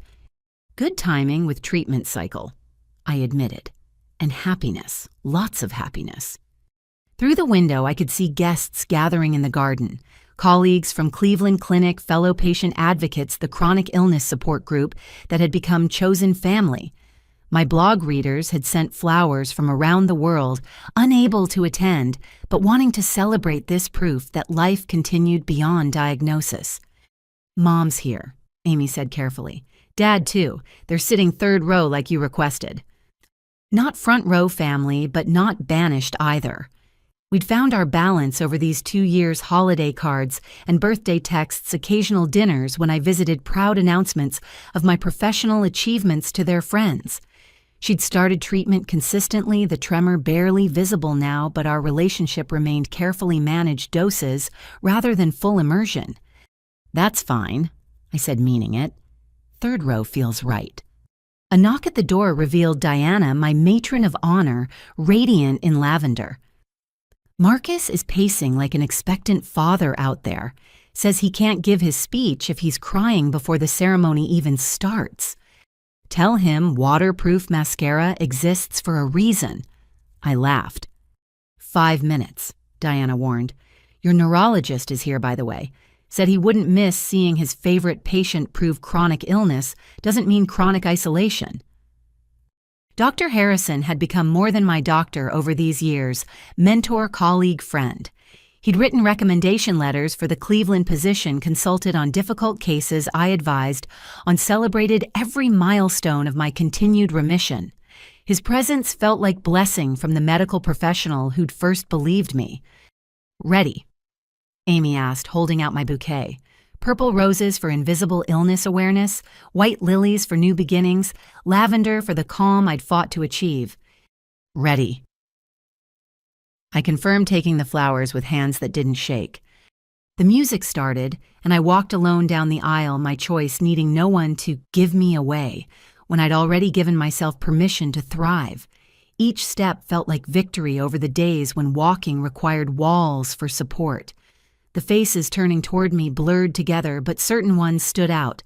Dr. Morgan beaming with professional pride, James rolling his wheelchair to get a better view. My parents sitting carefully apart, but both present. And at the altar, David.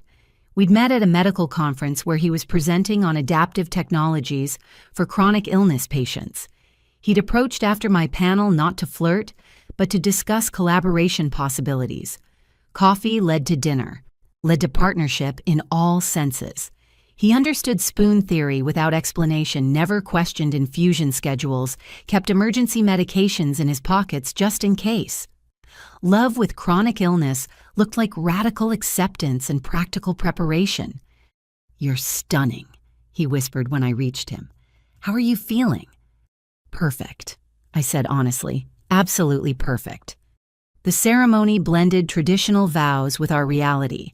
Promises to love in sickness and health carried different weight when sickness was guaranteed. We pledged to honor each other's limitations, celebrate small victories, navigate insurance bureaucracies together.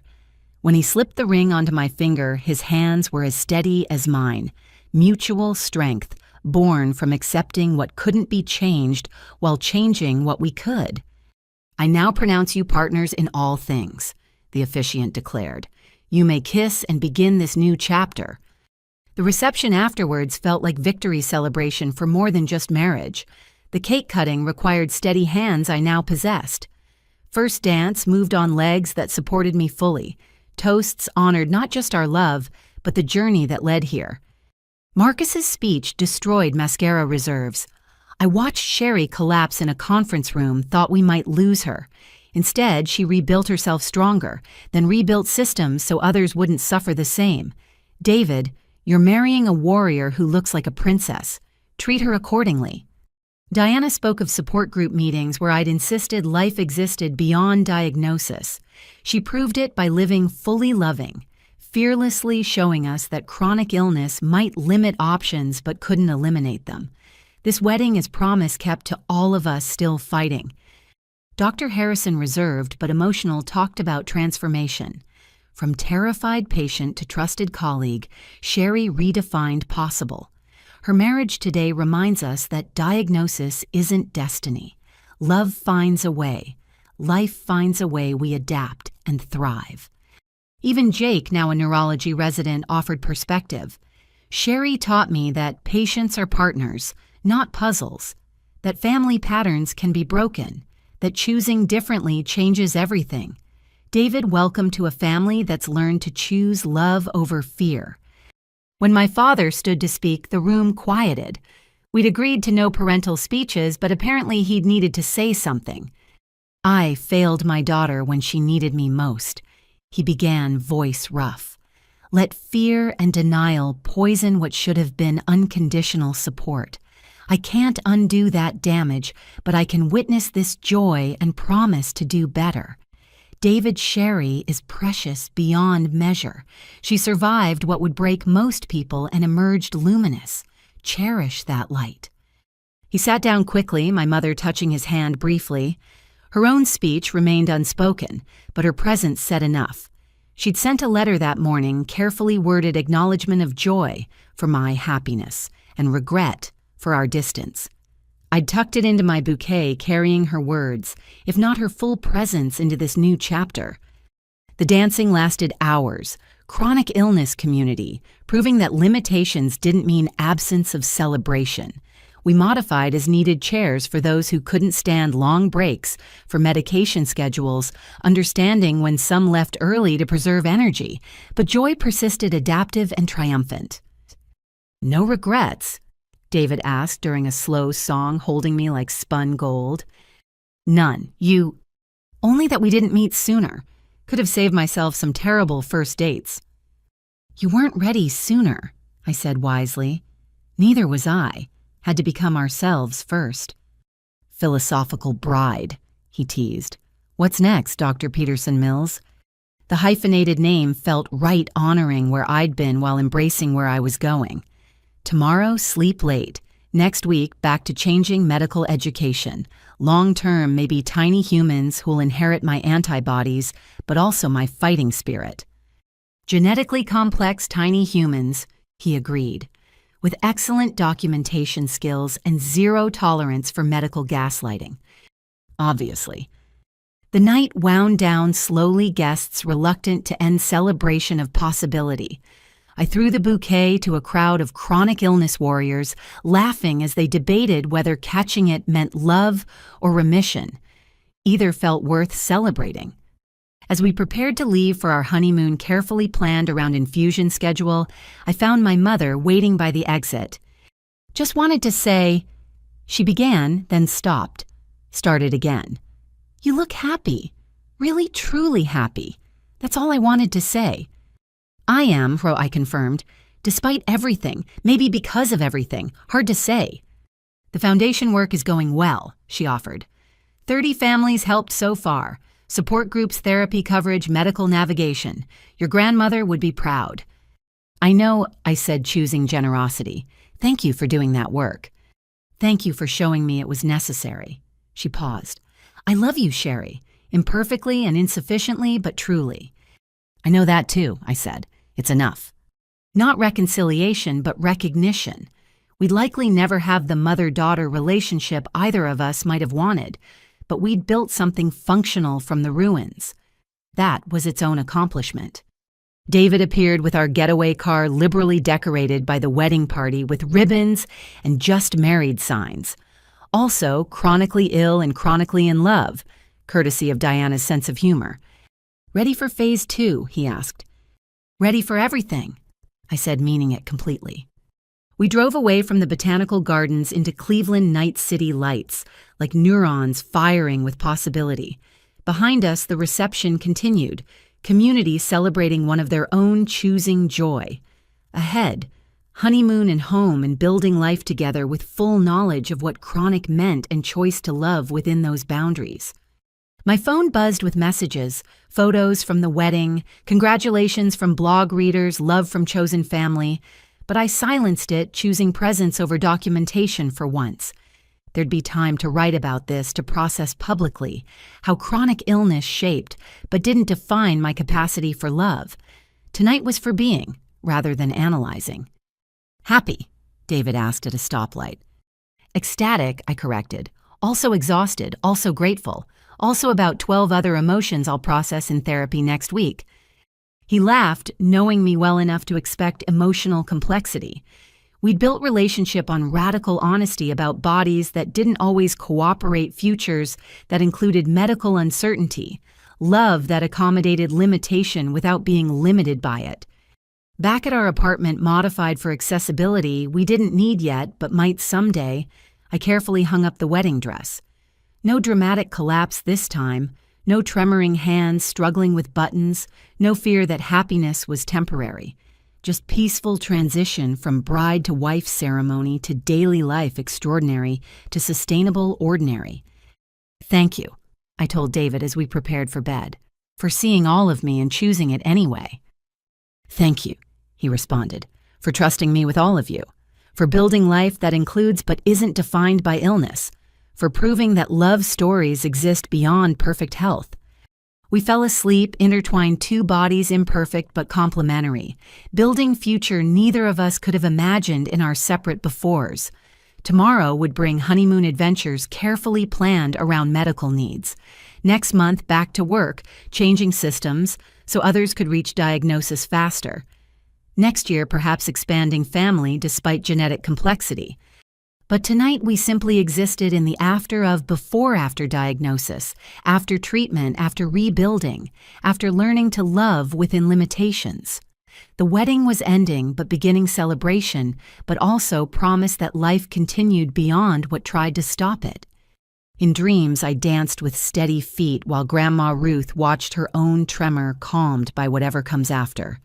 She nodded approval at choices she couldn't make, treatments she couldn't access, life she couldn't live, but somehow passed down anyway.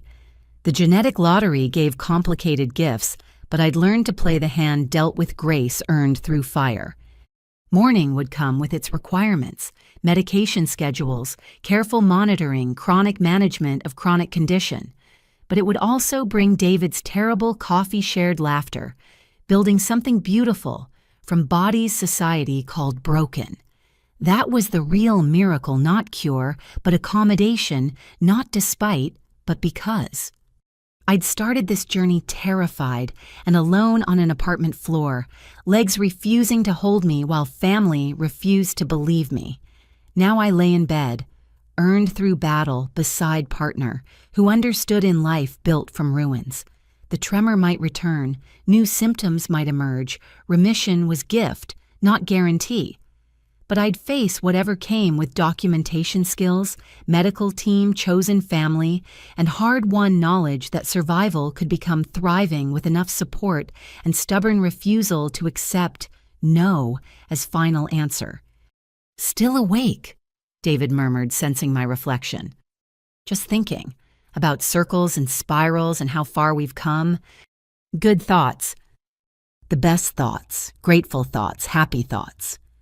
Good. Sleep now. Tomorrow needs you rested." Tomorrow always needed something, but tonight had provided everything, love, community, celebration, proof that diagnosis didn't mean diminished life. Just different life adapted and authentic, chronicled and cherished. I closed my eyes and let sleep take me, body quiet, heart full, future, uncertain but unafraid. The beginning was ending, was beginning, and all of it was good.